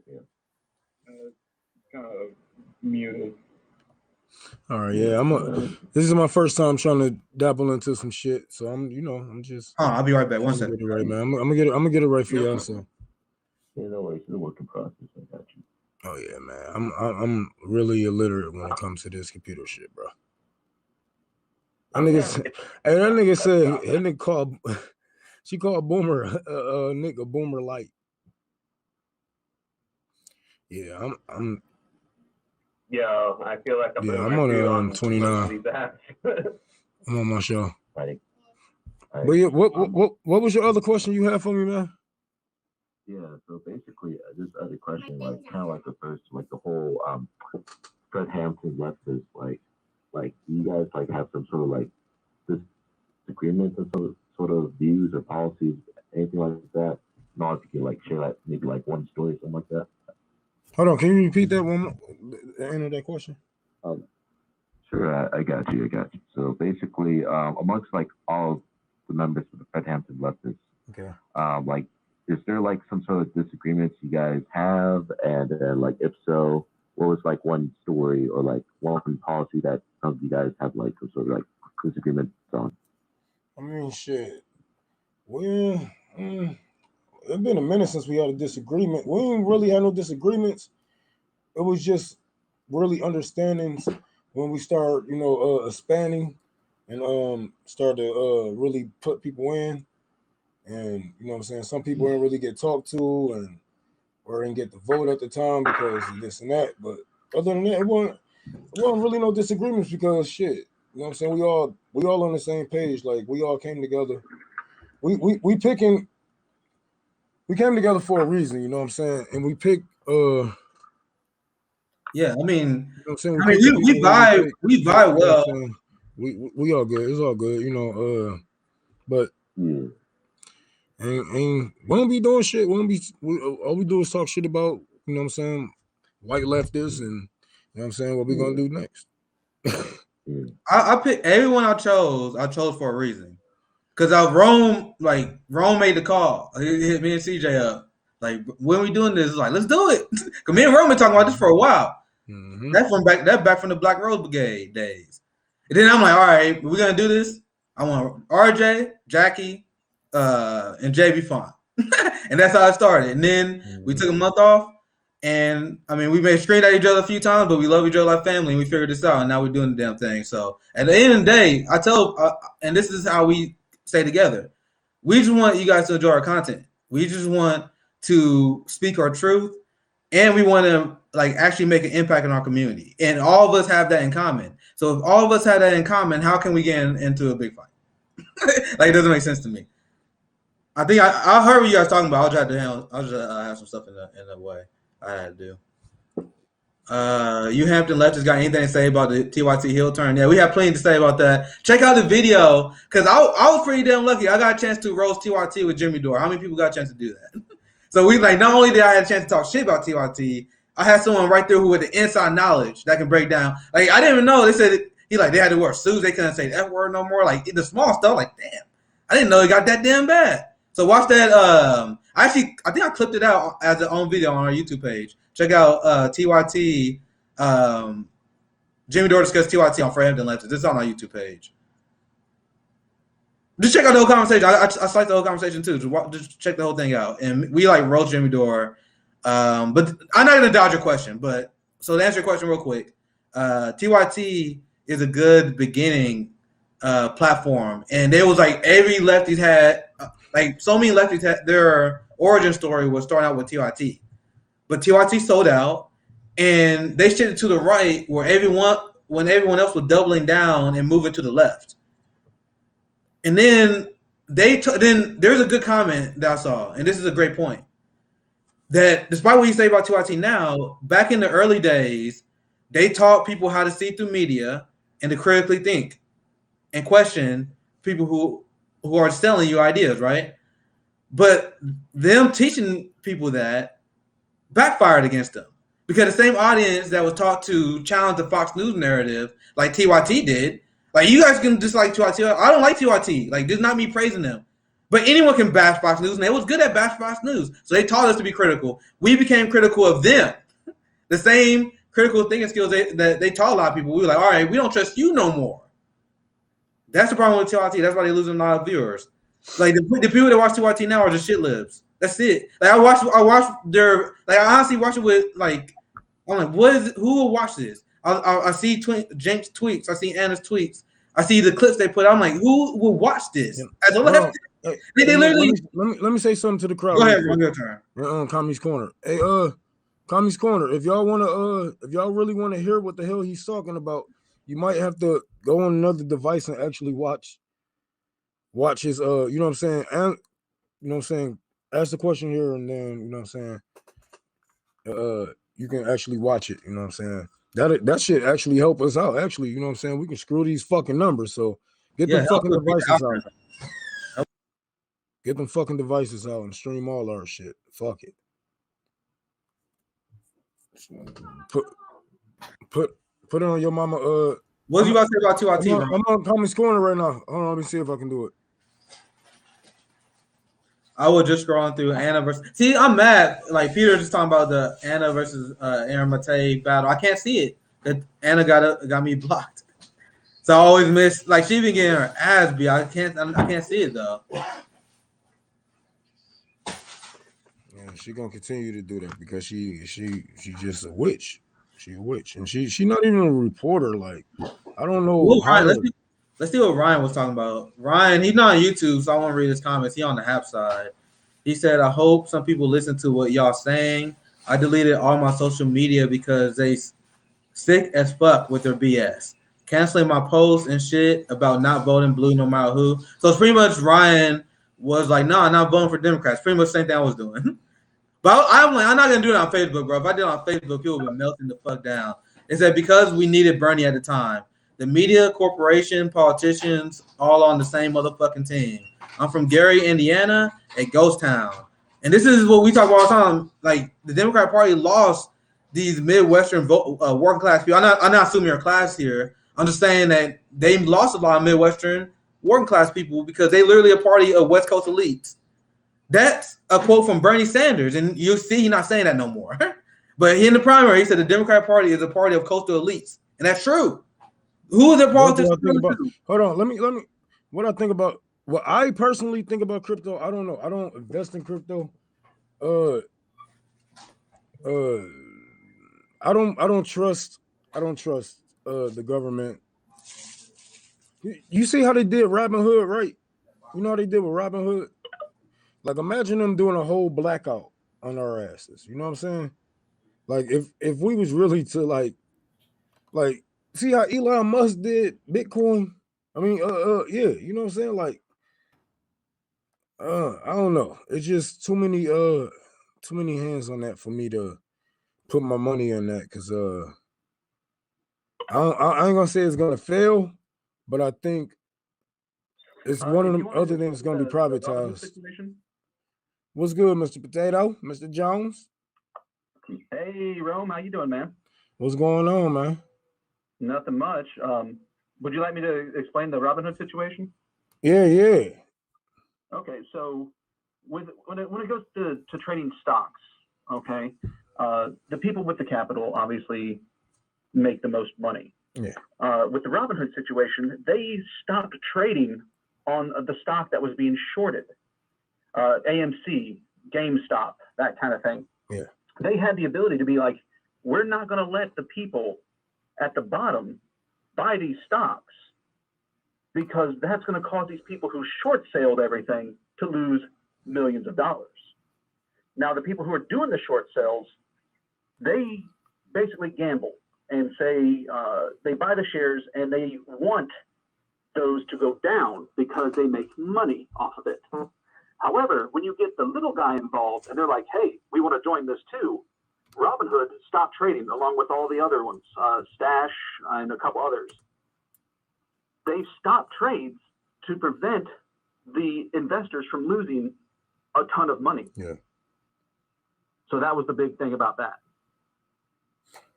But then we gotta look at it like, okay, like I said, imagine a whole bunch of us investing into Bitcoin, investing in all this money into, you know what I'm saying, Dogecoin, whatever the fuck is out. And, you know what I'm saying, we actually getting rich. You know what I'm saying? Imagine people actually, you know what I'm saying, actually getting rich. You don't think like the government is gonna be like, bitch, I think we need something that's more like, I don't know. See, I ain't gonna say I'm really a tech-friendly communist, you know what I'm saying? Because those, you know what I'm saying, that shit can always be manipulated, man. You know what I'm saying? I need more. Yeah, no, I agree. You know what I'm saying? Tech is Like, good when it's not for profit. and when we don't have laws like the Patriot Act, when we don't have certain laws, like, yeah, I love to invest in shit like that, but the government got their hands is so deep into the internet, like, I don't know when they're gonna pull that plug. I'm just waiting, like, is they gonna pull that plug? Then I see what Elon Musk, how the stocks went down on Bitcoin when he said what he said. When you can't buy Teslas, I was like, whoa, like, oh, okay, well. Yeah, the fact that it's that unstable that, you know, one dude can make a statement and then crash a stock. Yeah. It's pretty ridiculous. Yeah. So that's I don't know. I'm just kind of tricky because I'm poor as hell. So I'm kind of shaky with my money, man. You know what I'm saying? I don't like a motherfucker playing with my money. Playing my money is like playing with my emotions. You know? Well, considering it's tied to your survival. Man. Oh yeah, but I don't know. I love to invest in it. As long as if we overthrow some shit like the government, then I do it. I invest in all that shit, you know what I'm saying? But the government we got to get these laws, you know what I'm saying? We got to get these laws out of there, man, before I do some shit like that, because yeah. Then I'm not even really too educated on where the fuck he even come from, so hey. Well, the stock market is essentially just the rich people gambling. That's all it is. Yep. You know, you get these middle class people, they're investing in it. They might make some money, but they'll never make as much money as the people at the top. Yeah. That's why they're trying to protect them. They like, hold on. That's going to be me one day. You're going to be like, it's going to be you one day. You know what? I am going to be calling you the fuck out. Why or how, you know, they can have a bad week in the stock market. They'll be fine. But you take someone of lower class, they have a bad week. They're homeless. Mm-hmm. Yeah, that's facts. And I ain't got no cars to trade in, or I go to a bank and ask for some money or a loan. They're going to think I'm robbing that bitch. I mean, just look at Boeing. You know, their stocks tanked, and yet they were still paying out bonuses to the execs. Like, how does that even work? Like our government is always, you know, find a way to like bail them out. And they can use that bailout money. So always like, hey man, you're gonna have to stop speaking like you Barry White and motherfucking you know what I'm saying, Keith Sweat, bro. You know what I'm saying? You're gonna have to speak up. yeah, okay, yeah, right now I'm just like, this nigga.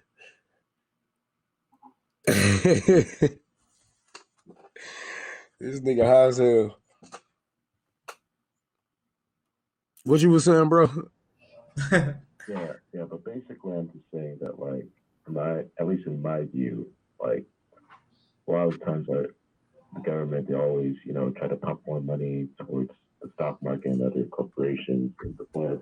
You know, they either, you know, pump money in the stock market, or they'll go ahead and pump money into like all these toxic assets at the banks, and then that way, you know, they can effectively bail them out all the time. And it's like that too big to fail type of statement. That's what the government is.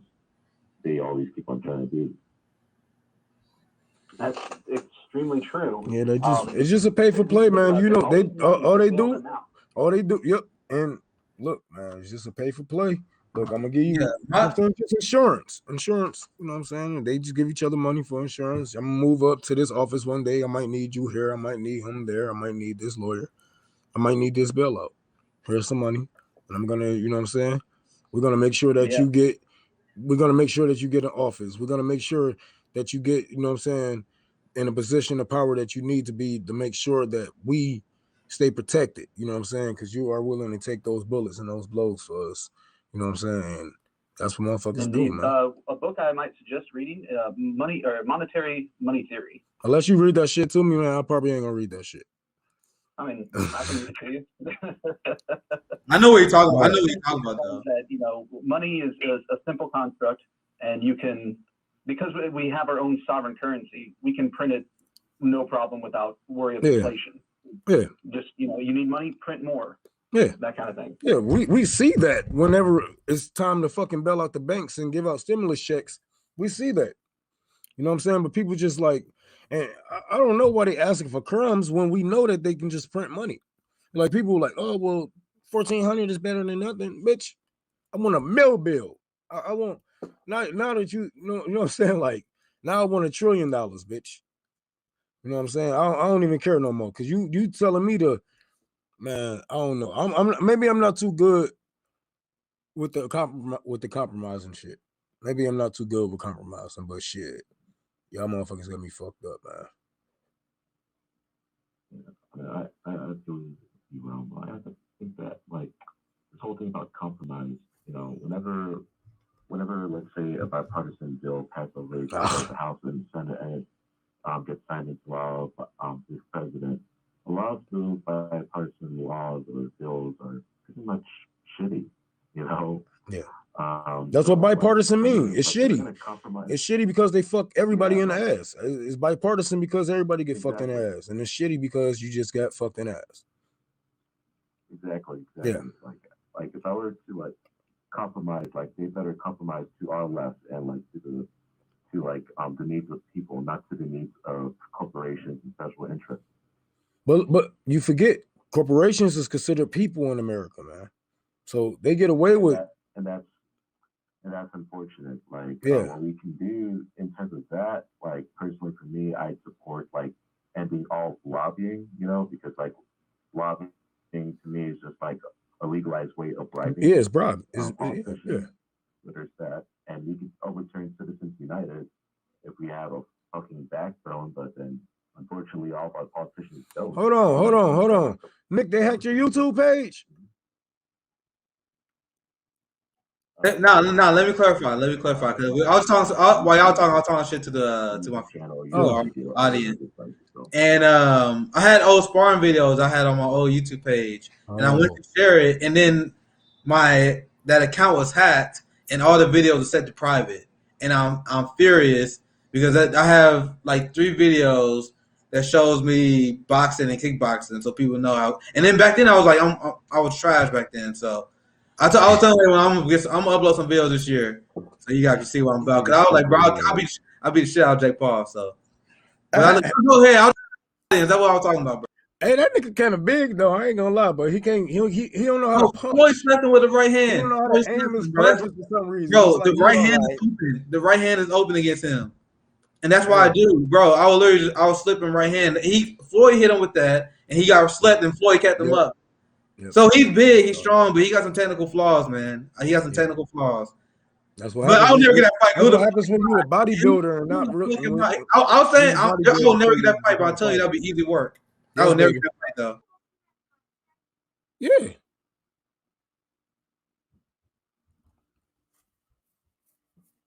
All right, that was my daughter. Y'all need to help me grow my profile so you can take that fight. He not gonna fight me now. Who the fuck am I? He find Floyd Mayweather and shit, making hell of money. He's never gonna fight you, boy. It's over. I'm telling you, man. That'd be easy way. That'd be easy way to get some money for me. That'd be a heist. That right hand open all day. I mean, he's good. He's been training with some good pro boxers, but he has some technical. You can get $60 million to match my shit. We ain't fighting. Man, I sparred with pros for years, man. I'm just telling you, he got a lot of weaknesses and a lot of flaws in the way he fight. And Floyd Mayweather kind of carried him. He can hit him with a right hand, and that showed the flaws that he has. He keeps his chin a little bit high. He comes in really aggressive, but he don't snap his hands back. You gotta snap your hand back. You gotta keep your head moving. His head is gonna be protect your fucking face. he not like the Mayweather fight with Trico. Mayweather was carrying him. It was clear he was trying to carry him to decision. If Mayweather was serious, he would got him out in the first round. And I'm not even saying Jake Paul is bad. He's a legitimately good pro boxer, but he's like just at the beginning level. He's not. No way that without his stardom he would be where he's at, and that's clear to most of anyone, right? It's not even controversial to say. That's that clout for you, man. That's what clout get. That's what clout gets you. You know what I'm saying? Like it doesn't matter what you do. Like we were just explaining with these Ivy League schools. You know what I'm saying? Like these presidents, these motherfuckers ain't smart. You know what I'm saying? These politicians ain't smart. These motherfuckers just got connections. This nigga really just started boxing. Like that was just like, come on, man. I did boxing for a couple of months. I can't just go and fucking fight Floyd fucking Mayweather. I remember the technique. You know what I'm saying? That's why I can't talk about this, man, because I trained for a very long time, so I'm confident in my skills. So I know I sound like a cocky asshole. That's why I wish I still had my videos up. Because the people that have been following me for a while seen them. I have videos that showed me in my boxing sparring videos. I'm gonna upload some more this year though, so I don't sound like I'm just talking shit. Because I have a whole YouTube page full of them, but it's been hacked. I can show you guys. I can literally post it on Twitter. I can give you guys screenshots. I shared a Twitter video of me sparring back in the day. I can't get the video no more. But maybe we can have some more later this year.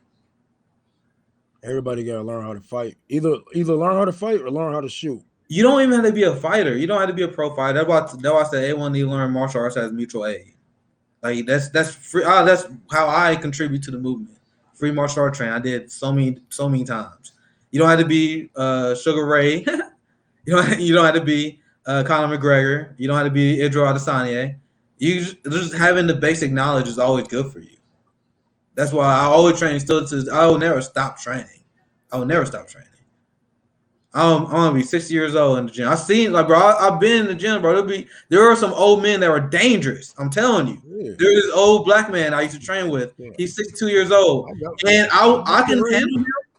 But you gotta be on your game, cause he will catch you. He'll put you to sleep. My shit right there, nigga. My whole little. I can't go back to the gym shit. I made my own, nigga. Fuck. He has that old man strength. Like he still lives where he had that old man strength, really good technique. He's been doing it for a long time. If you're not on top of your game, he will catch you and you go sleep. That's what anyone can strive to be for. You don't have to be a professional, but after doing it for 10 years, like if you start at 30, when you're 40, you got 10 years experience. Like I want Helen to say something. Helen been an avid listener to Kami's Corner. What's on your mind? What's on your mind, Helen? Because I know you got something to say, nigga. Hey guys, I got a question for you guys. What's going on? Hey, what's going on? My name is Gustavo Suarez. I'm a Colombian communist. All right, what's going on, man? Nice to talk to you. Nice to meet you. nice to meet you. I'm also part of the U.S. Communist Party. I also follow the Colombian Clandestine Party, Clandestine Communist Party. I'm a supporter of the FARC, supporter of the ELN, supporter of the youth movement in Colombia, which is basically leading a revolution in the country against the narco dictatorship in Colombia. All right. And I was wondering what we could do here in the United States to help ourselves, because it seems that a lot of countries are already ahead in history, meaning like they've already taken, you look at Peru, they've already elected a socialist indigenous president. Bolivia, the same thing, a socialist indigenous president. Brazil is moving to try to elect Lula da Silva again. Argentina already went to like the Social Democrats, and you got Cuba, the bastion of communism in Latin America. You got Venezuela that's moving towards socialism, trying to change their economy. Nicaragua, Mexico, which has regained its sovereignty and it's putting a lot of reforms with AMLO under Manuel López Obrador. And the reinitiation of UNASUR, which is the Union of South American States. So there's a lot of countries moving, a lot of people moving, doing things.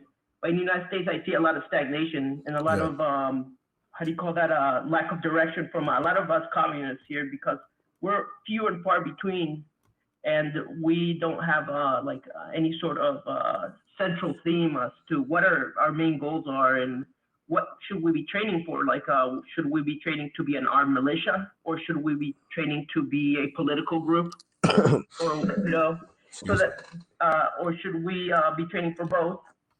And what should we be getting ready for? The fall of capitalism, or what are we getting ready for? Capitalism. Capitalism. Even if we were to, even if we were to crush capitalism, it isn't going anywhere. It will be here in certain forms, but we do have to, we do have to train. Like, some people aren't the smartest. You know what I'm saying? Some people, but that don't mean you are useless. Some people are disabled, but it's certain ways that we can use you in the revolution. So whatever is your talent, whether that be building houses or anything, we're going to have to either protect you or put you in the front lines. That means politically, yes, we're going to have to build a political movement. But for now, as communists, we should not vote in the American two-party systems. We should be holding our vote, because that only makes us more dangerous. And once, when they see, when our people see us taking care of each other, taking care of everyone, no matter who the fuck you are and where the fuck you are, and we don't endorse anyone. We're growing, we're getting numbers, we're growing stronger. We then, they're gonna be like, all right, we're gonna have to negotiate with these motherfuckers. No, there is no negotiation. We're a communist. Give me what I want, or we overthrow. And we're doing nothing but growing, because we do nothing but take care of the people that you choose to neglect. And every time that something happens in certain cities and states, we got to be there. You know what I'm saying? That's where I'm going. That's why I'm doing this, to make sure, like, we got to flip the little people that we can at a time. And they're going to talk to somebody, and they're going to talk to somebody, and they're going to talk to somebody. We got to keep educating. Yes, we need to be politically wise. We need somebody who's going to be smart enough to run the government if we happen to overthrow this bitch. You know what I'm saying? Like, what if they just give up? What if they know that the world's so fucked up, they be like, all right, well, fuck it, go ahead. You know what I'm saying? What if they just like, go ahead, we're gonna need people, you know what I'm saying? But you mean like a power vacuum. They do it intentionally. Yes. So we gotta, but our militia is like the very, like, that's your front line that you're gonna have when it comes to, you know what I'm saying, actually making sure that your voices are heard and known, making sure your other comrades are protected, and making sure that the government know that you are willing to live and die for this. And we cannot just show up and point our guns or show up with guns, you know what I'm saying, whatnot. When it's time, we're gonna know it's time, you know what I'm saying. But when it's time to really, let's say if we was just sitting here plotting, allegedly, let's say if we was allegedly sitting here fucking plotting to fucking run up in a police department. It's 80 of us. It's like we got like 3 guns apiece. That's enough to take over police department, little by little, you know what I'm saying, time at a time. We're gonna need people like that. We're gonna have to be shiesty with it. We're gonna have to be ruthless with it, because I mean, man, it's either it's either you take a bullet or the people across seas take the bombs. And if you can stop it here, like, it's not going to change in Colombia. I'm sorry. It's not going to change in Venezuela. It's not going to change anywhere. They can elect who the hell they want. They can, you know what I'm saying? They can throw all the strikes they want. America have over 800 military. They killing the people down there. If we want to, we can just wipe y'all out. But we need y'all to stay. We need a good percentage of y'all to stay alive to be slaves. You know what I'm saying? We need that land. We need that oil. You know what I'm saying? Can I say something real quick, bro? So that should stop. Until we stop it here, ain't shit gonna stop there. Y'all can elect whoever y'all want until a real socialist is elected in Russia, and a communist is elected in China who's ruthless enough to go after the U.S. government. Y'all can elect who y'all want. Throw all the protests you want.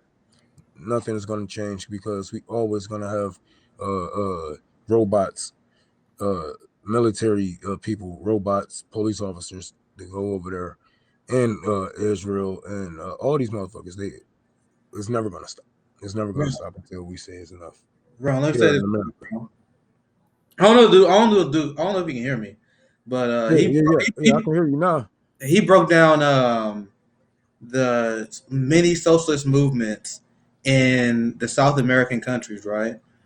And it's crazy that they still are fighting as hard for socialism as they are, because imagine where they would be right now. Imagine where the state of the left would be right now if the CIA they didn't interfere with South America the way they have. They crushed socialist movements throughout the course of the last 5 decades in South America. Hell, even longer. But CIA got a long track record of, again, like Kamala Harris just said that people in Guatemala shouldn't come over. But that's a crisis that you guys started by constantly overthrowing leftist leaders. You guys taking the side of Ivan Duque, literally killing protesters in Colombia. You guys are trying to overthrow Venezuela. Like, these are things that you guys always have done. And the point I was trying to make, you outlined really well how South America, they still have this strong socialist passion. They still electing leftist leaders. Imagine where we would be right now if it wasn't for the CIA. So that's why I'm like, bro, I'm not interested in no one. I'm not interested in any politician unless you run on abolish the CIA. Because if you run on abolish the CIA, I know you're a real one, because you put your life on the line at that point. Like, you see none of the squad run on that shit. You're like, hell no. Nah. And then we all knew back then, we were like, no, we know they're not gonna run on that. But that's how I am right now. I'm like, if you're not attacking the CIA, I'm not interested, because if you're attacking the CIA, I don't think you're gonna stay out later, because they're gonna get your ass. But that's why I am, because CIA has done immeasurable damage to the world, period. And then there was a giant debate over, Ilhan said that the United States is just like Hamas and ISIS. Like, bro, it's not even close. Are you kidding me? If you compare the crimes of the United States compared to anyone else, not even close. We just stabilize. I let you go, bro. I'm like, bro, don't get me started on this. It's a reason why I say death to America, man. It's a reason why I say that, you know. And I don't, you know what I'm saying? Like, man, every country, like, they even in school, they try to make Hitler look so bad. Hitler takes, you know what I'm saying, the buckshots for America. But what they don't tell you is where he got his fucking ideas from. You know what I'm saying? He got his ideas from America. You know what I'm saying? He got his idea from what they did to the natives here, the Africans. You know, and it's like, bro, how can I say this, man? Fuck America, man. Death to America and everything it stands for. But that don't mean I want harm done to anybody in this motherfucker. You know what I'm saying? I'm I saying just that's don't the like the message. racism. I don't like the divide and conquer. I don't like how they treat our people. I don't like the homelessness. I don't like the prison industrial complex, the fucking military industrial complex. Everything America stands for. When I say death to America, don't take that as a fucking blow to you, because I want nothing but the best for you, and the death of America will bring out the best for you. That is what's best for you. The death of America is going to bring the birth of so much good, the birth of so many good things that we just had. You know what I'm saying? These ideas that we wanted to do with people, and we wanted to do with the land that they are making into golf course. You know what I'm saying? They building fucking buildings on and shit like that. Like, we can use all this shit. We can just start over. We can start over and do what the fuck we one really thing that I want to. saw when I was working in landscaping when I was a teenager, I saw a lot of illegal immigrants living in what it would be called basically, like indentured servitude. They lived behind these rich white people's residences. Hey, servants. in trailer homes. Yep.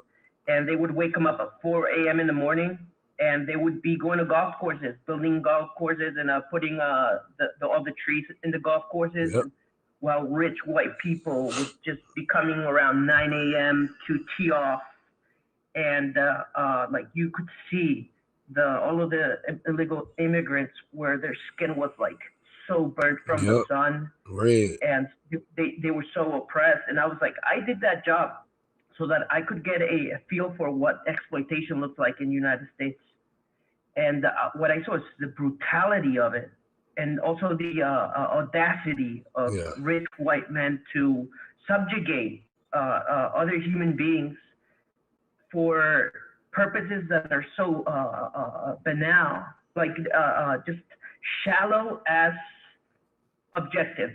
Yeah. Just so that they can feel like Roman emperors, just so that they can feel like they're on top of the world. Yep, and that's why I always this is why I always bust their bubble when somebody say, "Hey, I'll stay in this type of apartment. I'll stay in this type of." It's like, what is luxury? Like, bro, let me see your house. Man, your house ugly as fuck. That fireplace ugly as fuck. Your couch tacky as hell. What is luxury?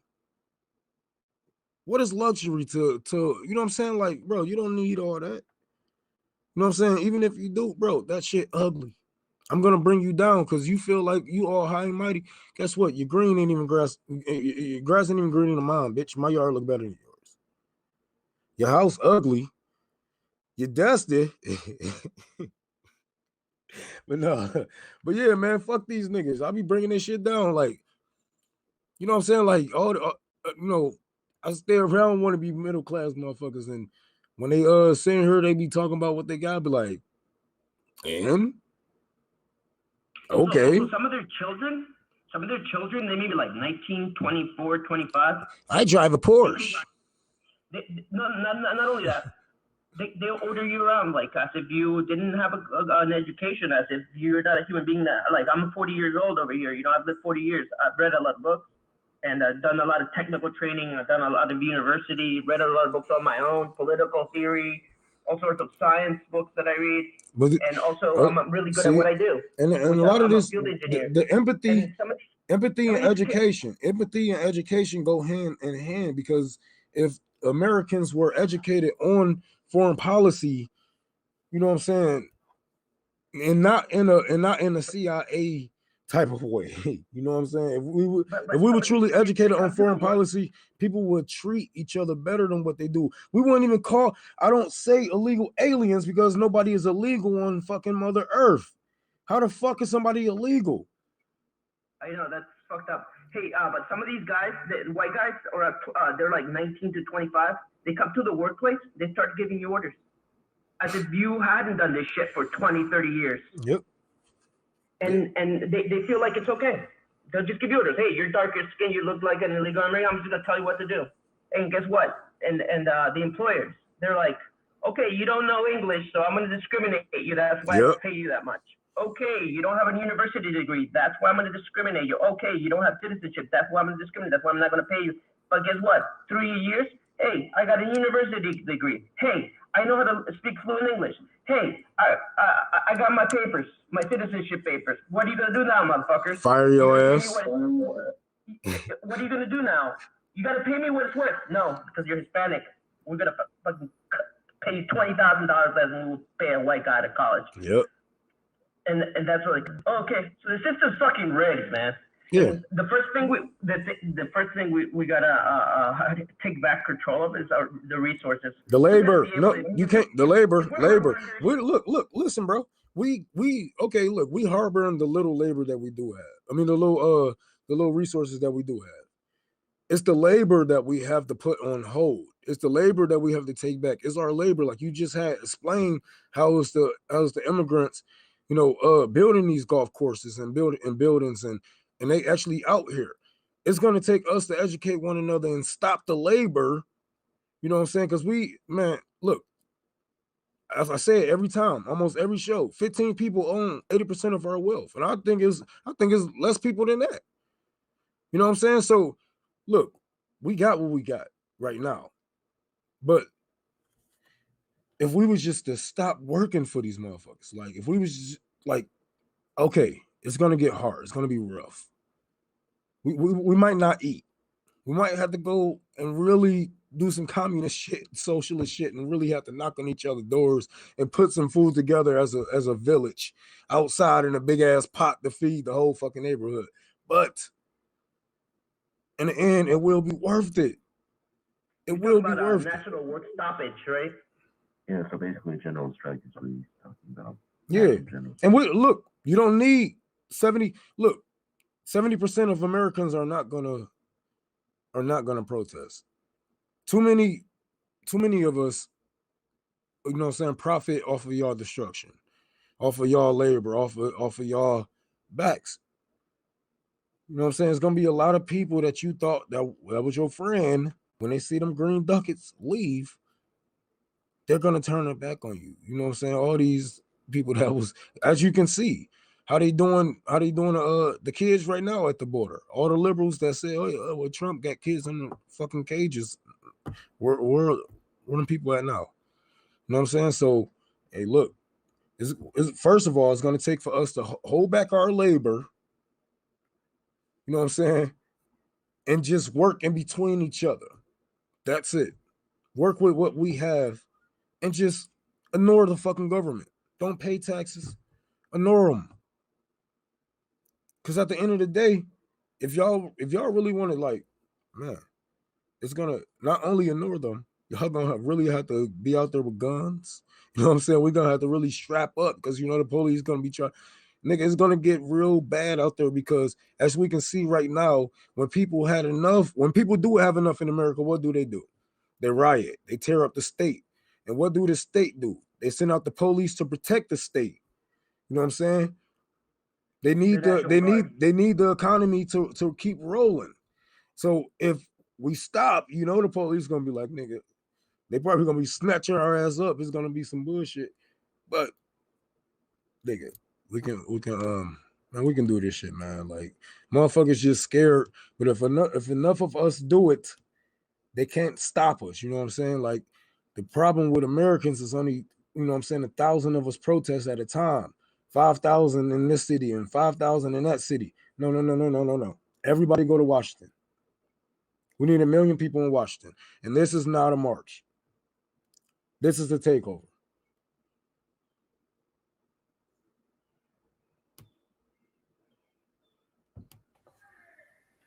I have a quick question or a survey for all of you guys. If what Rome says, we can get 1 million people in Washington, D.C. I think that the United States has a plan for that. It's called tactical nuke. Shit, they ain't about to nuke DC. They ain't gonna nuke DC. man, look, $1 million people, the taxpayers. We are taxpayers, bro. After a while, look, let me explain it to you. 1,000 people protest, you're gonna get your ass beat. 5,000 people protest, you're gonna get gassed. Y'all gonna get your ass beat. 500,000 people protest, they're gonna retweet. They're gonna retweet. They're gonna back off. 1 million people protest. They're gonna be like, okay, well, what y'all want? What do y'all want? They're not gonna nuke money. We are the same people who fund them fucking nukes. You know what I'm saying? And we got people not only from Washington, we got people from Kansas, from Michigan, Pennsylvania, North and South Dakota. We got people from the South, deep South. We are everywhere because we the fucking people. That's how we got to play it. 10 toes down. They think that you playing. They think that you don't value your life because they don't. They don't value your life. They put these laws here. Why are you here? How did you even get over here? Because of these laws. Because of these laws. And what do? They don't even make life better for you. They just say, hey, we gave you a better life. No, you didn't. You gave me another form of slavery. That's what you did. So you only getting paid $3 for some shit that I probably be getting paid $10 for some shit a white nigga be getting paid $25 for. But guess what? We all in financial debt, either debt to this, debt to that, debt to society, debt. You know what? I ain't paying shit. How about y'all pay me? Pay me. Because I'm not, there is no negotiating. We know what we need. They know what we need. Why should we go to the table and say, can we please have? You are already giving up your power. When you're asking, there is no asking, we demand. Because this is our money, this is our land. And if we was to hold back our labor, everything stops. Nothing moves. Not the trains, the buses, no more people teaching at the schools. There is nothing that they can do without us. I think additionally, we should be prepared to stop major commerce routes, railways. It has to be a stoppage of major interstate highways. But then we gotta get people that we gotta get lobbyists out of politicians. We gotta get money out of politics, because you see how we bail out the airlines? There's people who's paying our politicians to make sure that happens, to make sure that there's a recession, to make sure that there's depression, and to make sure that they get a bailout. They have people for that. The banks, the airlines, all these fucking corporations that should have been privatized. I mean,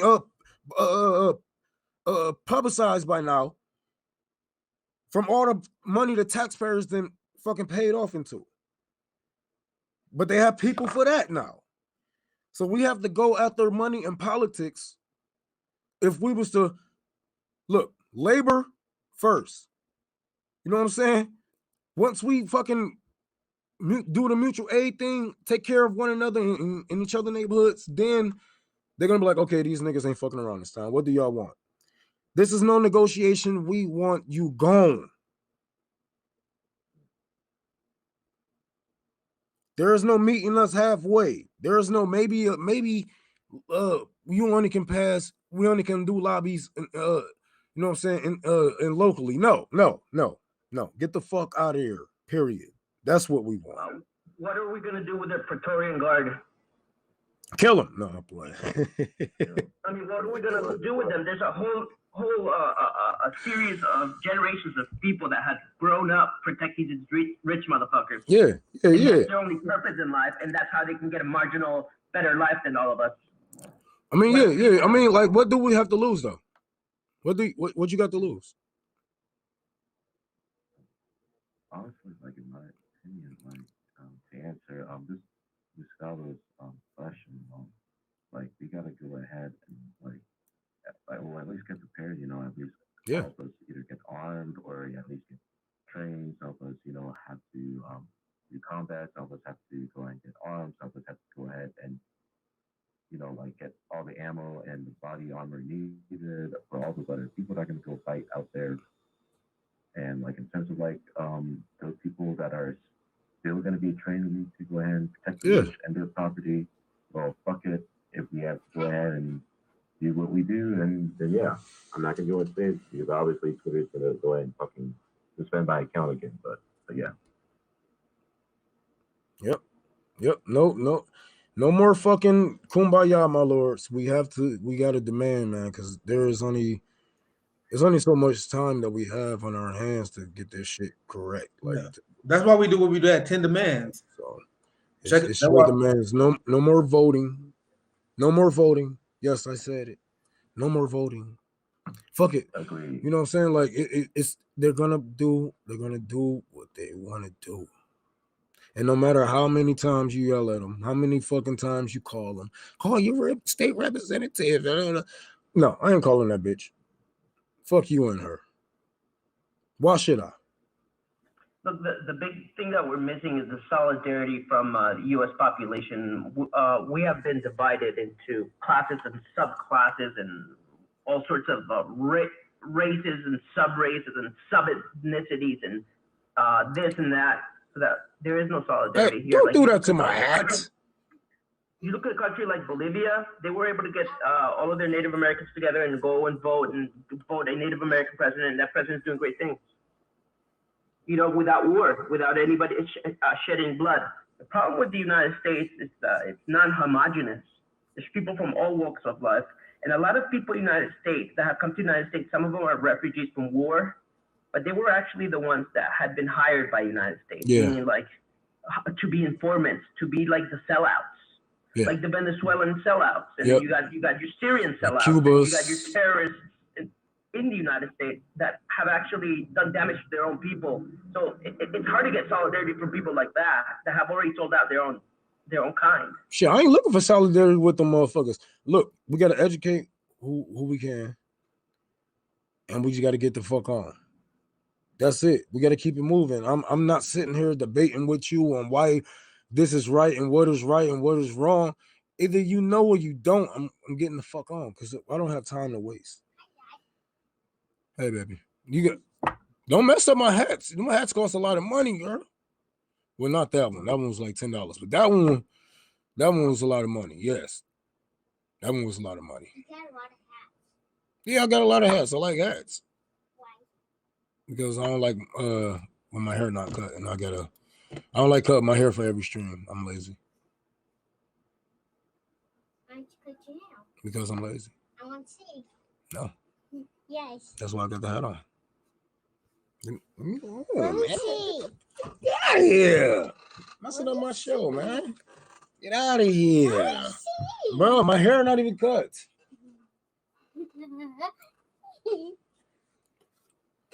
Let me see. You just saw it, baby. Get out of here. No, I'm not getting out of here. I got a couple more minutes left, and I'm about to come upstairs. I'm gonna come up right now. I'll come up when I'm done.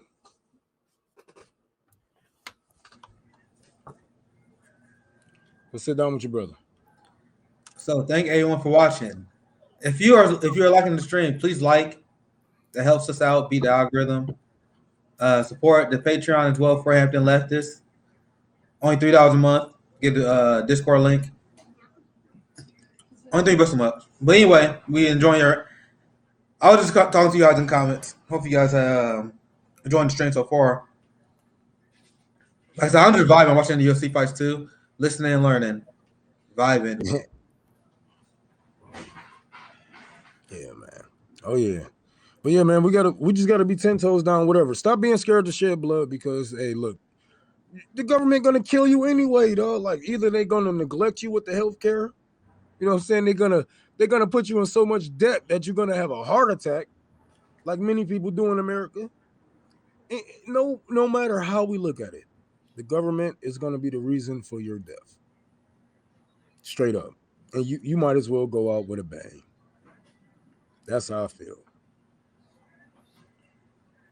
I agree. Like, We've seen I last night or yesterday, like my fucking I got like suspended, and like now I feel like all left hung and dry, after like doing the stupid ass government job for them. But oh well, like it ain't over though. Like I'm still gonna go ahead and like at least fight for myself, because then that way I can be like back on my grind, and then after that I'll go ahead and like continue to try to help people, like instead of like donating the money to people in need on Cash App or stuff like that, Yep. And you got to be fearless when you get out here, man. You got to be fearless. You can't have no fear in your heart. You got to be open to talk to everybody, everything that breathes, bro. You got to talk to everybody. You got to, you know what I'm saying, and be open with your communism. Let people know that you are a communist. As soon as they accept the help, be like, oh, why you doing this? Oh, this is what communists do. No, I totally agree. Like back when I was like working at that government job call center, like I told a lot of my coworkers that I'm a communist or socialist, and then they said like, oh, well, why? And then like, oh, well, this, that, and that. And some people disagree with me, but then that's like to me, it's like, hey, I don't care if you disagree with me. At least I'll give you like a little seed or a little nugget for you to think about, just to see if you may want to radicalize yourself, Man, they're gonna fall in line. They're gonna fall in line, because trust me, once communism becomes trendy, the motherfuckers gonna fall in line. Oh, I was wrong. You was right. Oh, it took me so long. Blah blah blah blah blah. Yeah, whatever, nigga. Hurry up and get over here and fight. That's what we. Oh, y'all niggas actually fighting? Yeah. Here's a gun. You know what I'm saying? Just for taking so long, I'm putting your bitch ass front line. You know what I'm saying? Just for doubting us, just for saying that we were so long, I'm putting your bitch ass front line. So you can know firsthand, so you can feel what we have been going through for years now. You know what I'm saying? What we have been doing on the ground for years. You get in the front line, straight up. Hey guys, I just want to give you some updates on Colombia. A lot of the frontline people there, the frontline protesters, they've had to really protect their eyes, because some of the stuff that it's coming out for riot control is taking people's eyes out. They're shooting rubber bullets that go into your skin and then like embed inside your body, and then you need surgery to take them out. They're using batons that basically can break your leg bones and arm bones. Some of the anti-riot police, they have like knives, and they'll stab you, and then nobody knows how you died. And then they'll also shoot tear gas canisters right on your head. They have something called venom, these venom canisters, and this is all experimental, meaning that it's not being used in the United States yet, because they're experimenting on Colombian, the frontline people in the protests. So like what the Colombian kids, they came up with is they took a 50-gallon steel drum, cut it into two, and made shields to protect themselves, put helmets on, they put gas masks on, like the chemical gas masks on, and then eye protection, and then also gloves, shin guards, like you put groin pads, because when you go out there, you want to come back at the end of the day. You also got to be able to be healthy, because some of these cops will try to outrun you. And this is why it's important for Americans to stop paying taxes, because we are funding that. That money comes from us. Them weapons came from us. So it's important for us to stop it here. If you don't like the shit that's happening across seas anywhere, name a country. Even if it ain't communist or socialist, name any country. I bet Bread America got his fucking hand in that bitch. I bet Bread. So if you don't like it, stop it here, and I guarantee it's gonna help millions, billions of people across the fucking world. I just wonder how long do we have to wait?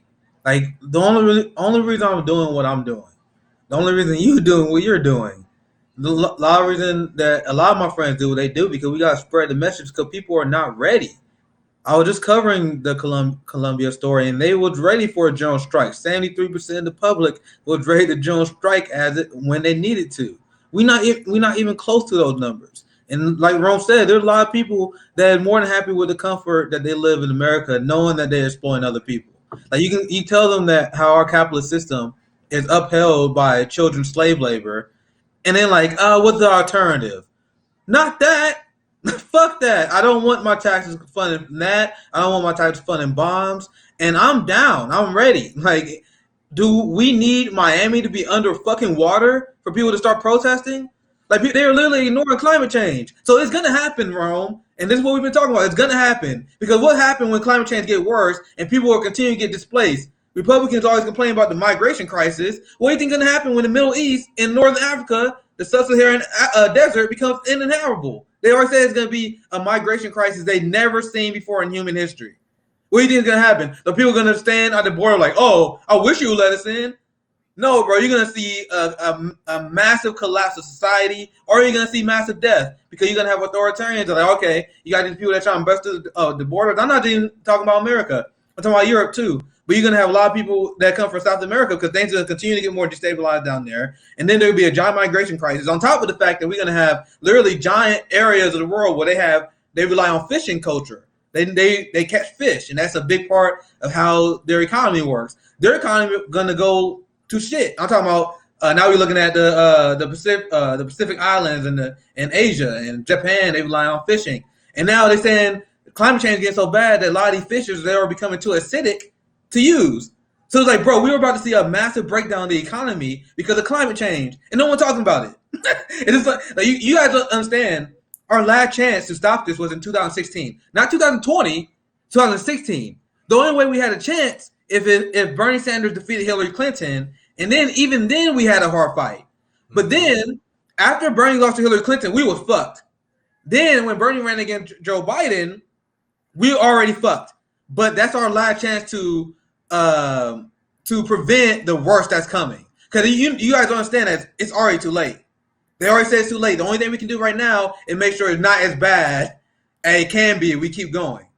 So now Bernie lost to Joe Biden. Like, damn, bro, this shit's coming. Like, we talking about revolution, and people think this is just theory, but it's gonna happen. When shit continue to get worse, it's gonna fucking happen because you're gonna have a massive collapse of economies. You're gonna have literally a migration crisis, and then when you get deeper and deeper, you'd have the water levels going up. You guys know there's a study that showed that scientists underestimated, not overestimated. They underestimated how much the ice on the North Pole and South Pole is melting.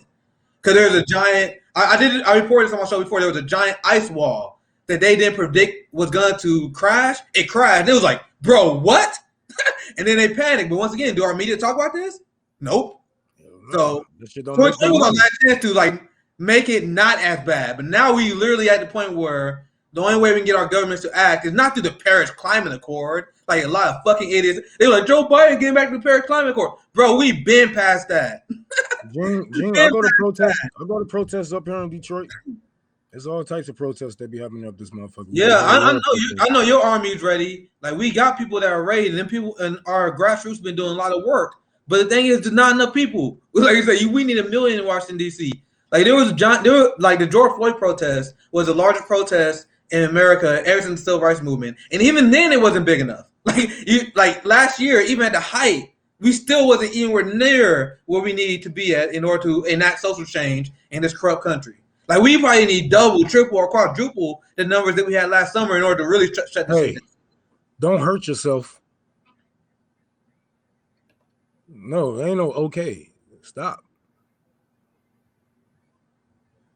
Yep, Violet said Colombia is disappearing young men again and protesters and trucks. You got, like, this is not a conspiracy. Like, the Ferguson activist and protester was assassinated.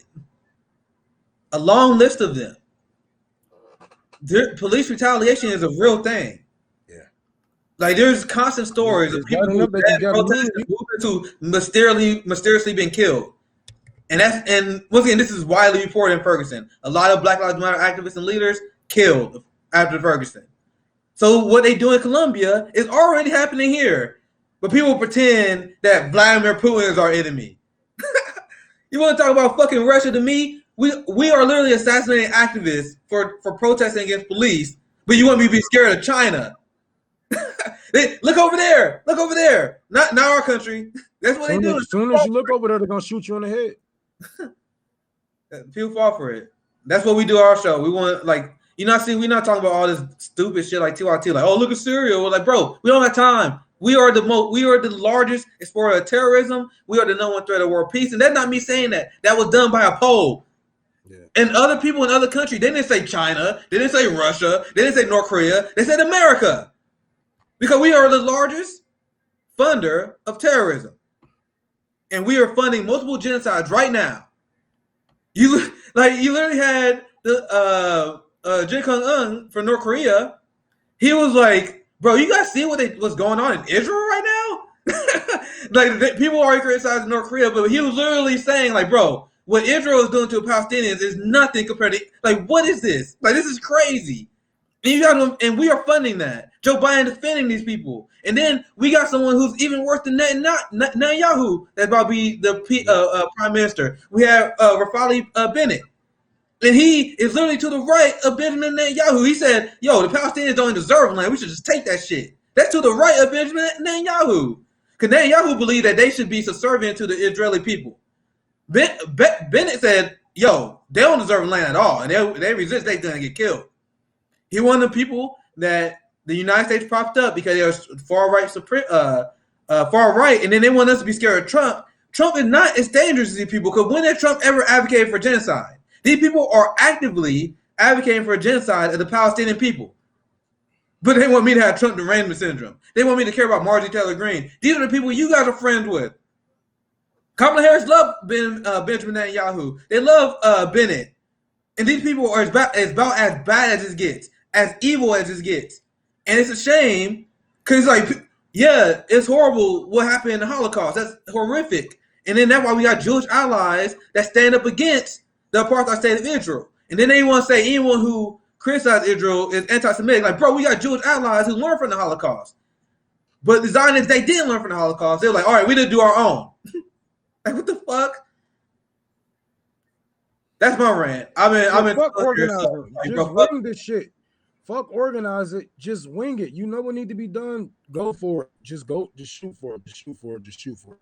Because the more you organize, the more you try to talk to these people, the more you realize that you don't like these fucking motherfuckers. And the more that y'all grow apart. So, hey, sometimes you just got to get apart and hurry up and just do what you got to do. And then we fight about all the bullshit later. But the more we organize, the more we grow apart. Real shit. Okay, AK Farm Boy, damn, get off Trump dick. And nigga, yeah, I got him, bro. He just another puppet too. Nigga, he ain't running shit. Like how can you type that shit and not be embarrassed, bro? He like Trump. Like, bro, you cheering for another motherfucker who don't know you exist. He don't care about you. He thinks you're an idiot. Like, bro, Trump thinks his fans are idiots.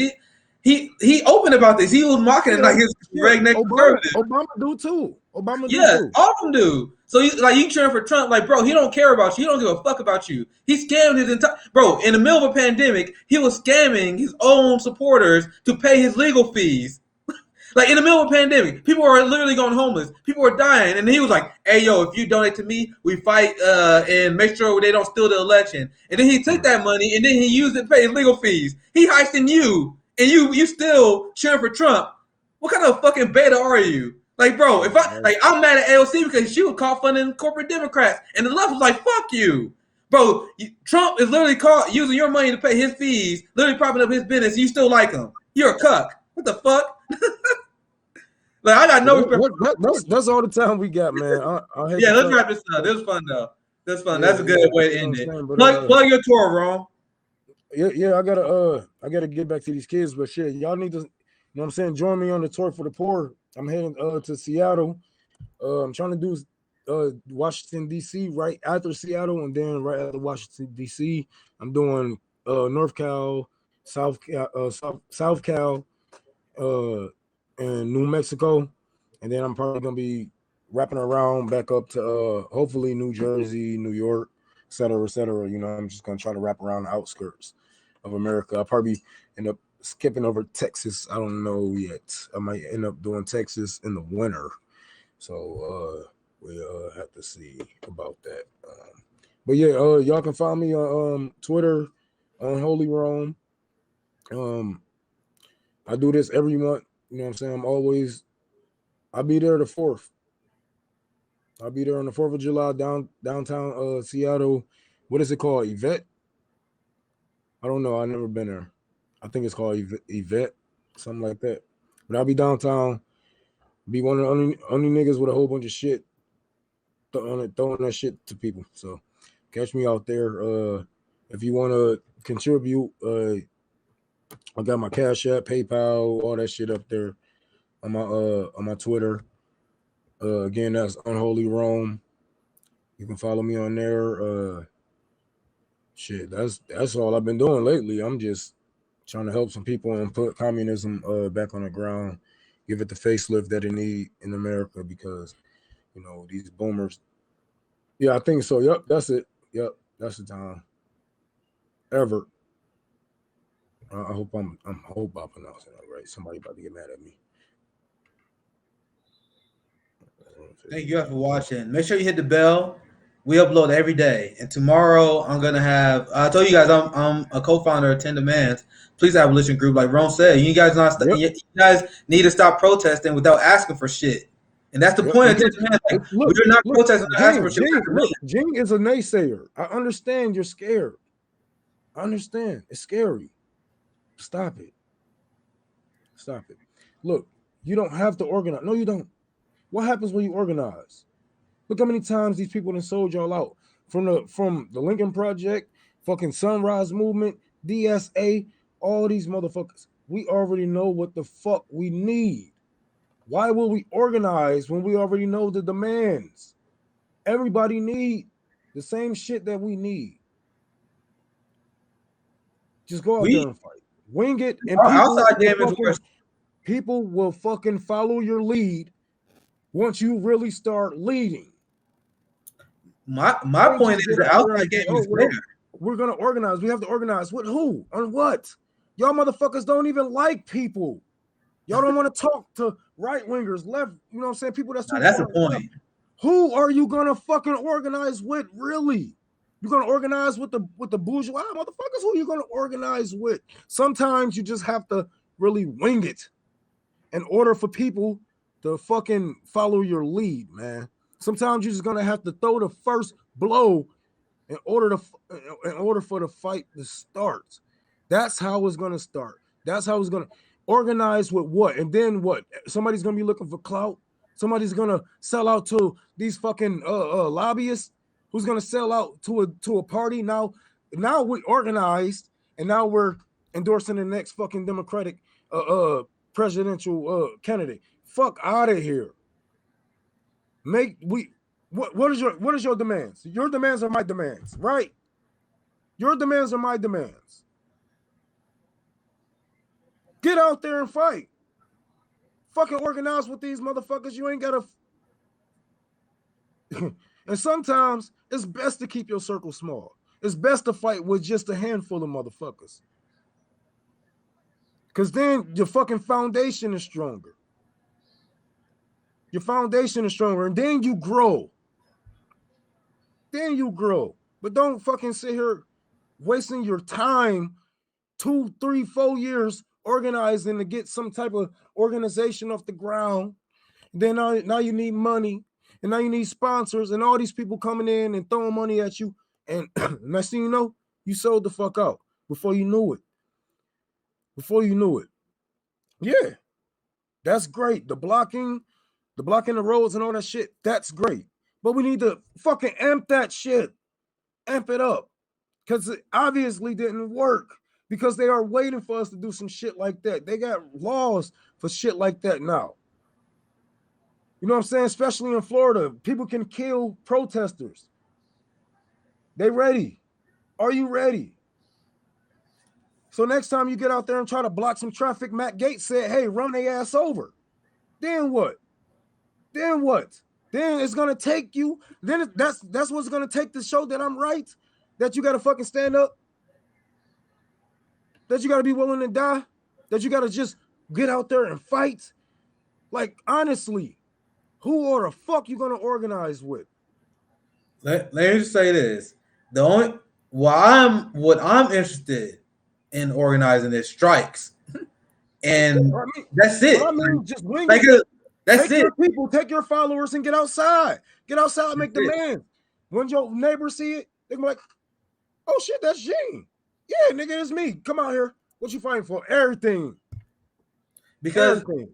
people don't understand how bad the problem. We just lived through the biggest heist of all time. The last year, we've seen a massive amount of wealth stolen from us from the billionaire class.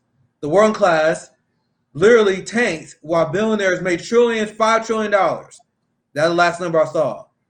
They stole our wealth. And now they're waging a class war against us, trying to cut unemployment benefits so workers don't have any leverage to fight for increased wages. So there's a class war. And that's Joe Biden laying out. We need to treat this like it's a class war. So that's why I want to organize fight. Like what I don't want. I'm tired of is like, let's organize this, get this motherfucker elected. Then what? So let's organize a strike. Let's actually put pressure on capitalism and let's make the ruling class bend. That's the only way we can do it. That's what we got to sell to people. Right? Get out there every day. Get out there every day. Mutual aid. Preach. Talk. Teach. Listen. Learn. That's it. That's it. You don't need an organization, a corporation, a nonprofit behind you. All you need is your people and your community. Those are the strongest people. Those are the strongest people. Get to the people who don't vote. Get to the people who don't like politicians. Get to the people who don't give a fuck about tomorrow. That's it.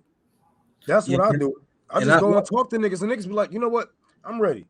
Anytime we ready. So now when we go out and protest, niggas be strapped up because we know the police strapped up. We know the police ready to kill a nigga. Eye for eye. Eye for eye. Where the bullet come from? Nobody know. Because we all going down. But y'all niggas got to be serious about this shit, man. You think you go out to, like, people, a lot of people think you about to do sit at home general strikes and shit like that. Yeah, that sound fun, but that's not reality. That's not reality. You need to take back your labor. You need to organize in your fucking in your community, mutual aid, throw around that same $5 that y'all been doing. Y'all need to really make this shit like a village. Y'all need to make city neighborhoods like villages. Third world villages again, and really depend on one another and tell the motherfuckers like, hey, okay, we're listening. Bitch, we want everything. This is a stick up. You know what I'm saying? Ha, ha, ha, stick up. But, all right, man, I got to head out. Thank you everyone for watching. Make sure you like the video, subscribe. Thank you guys for watching. We check out Fred Hampton Leftist, man. Don't subscribe to my page. I don't really come on this bitch. I don't really come on this bitch. Subscribe to Fred Hampton Leftist. Subscribe to Nick shit, Jackie shit, RJ shit. I really don't even do this shit, man. I ain't even gonna lie, bro. Don't look forward to me being on YouTube every day. I don't do this. You know what I'm saying? No, that's why I bring you on. That's why I bring you on. Yeah. We will lose against the U.S. government. Yeah. That's what they all say. I already broke down how we can beat the military, but you know, people, they hear what they want to hear. You know what I'm saying? Because the military ain't about to kill all of us.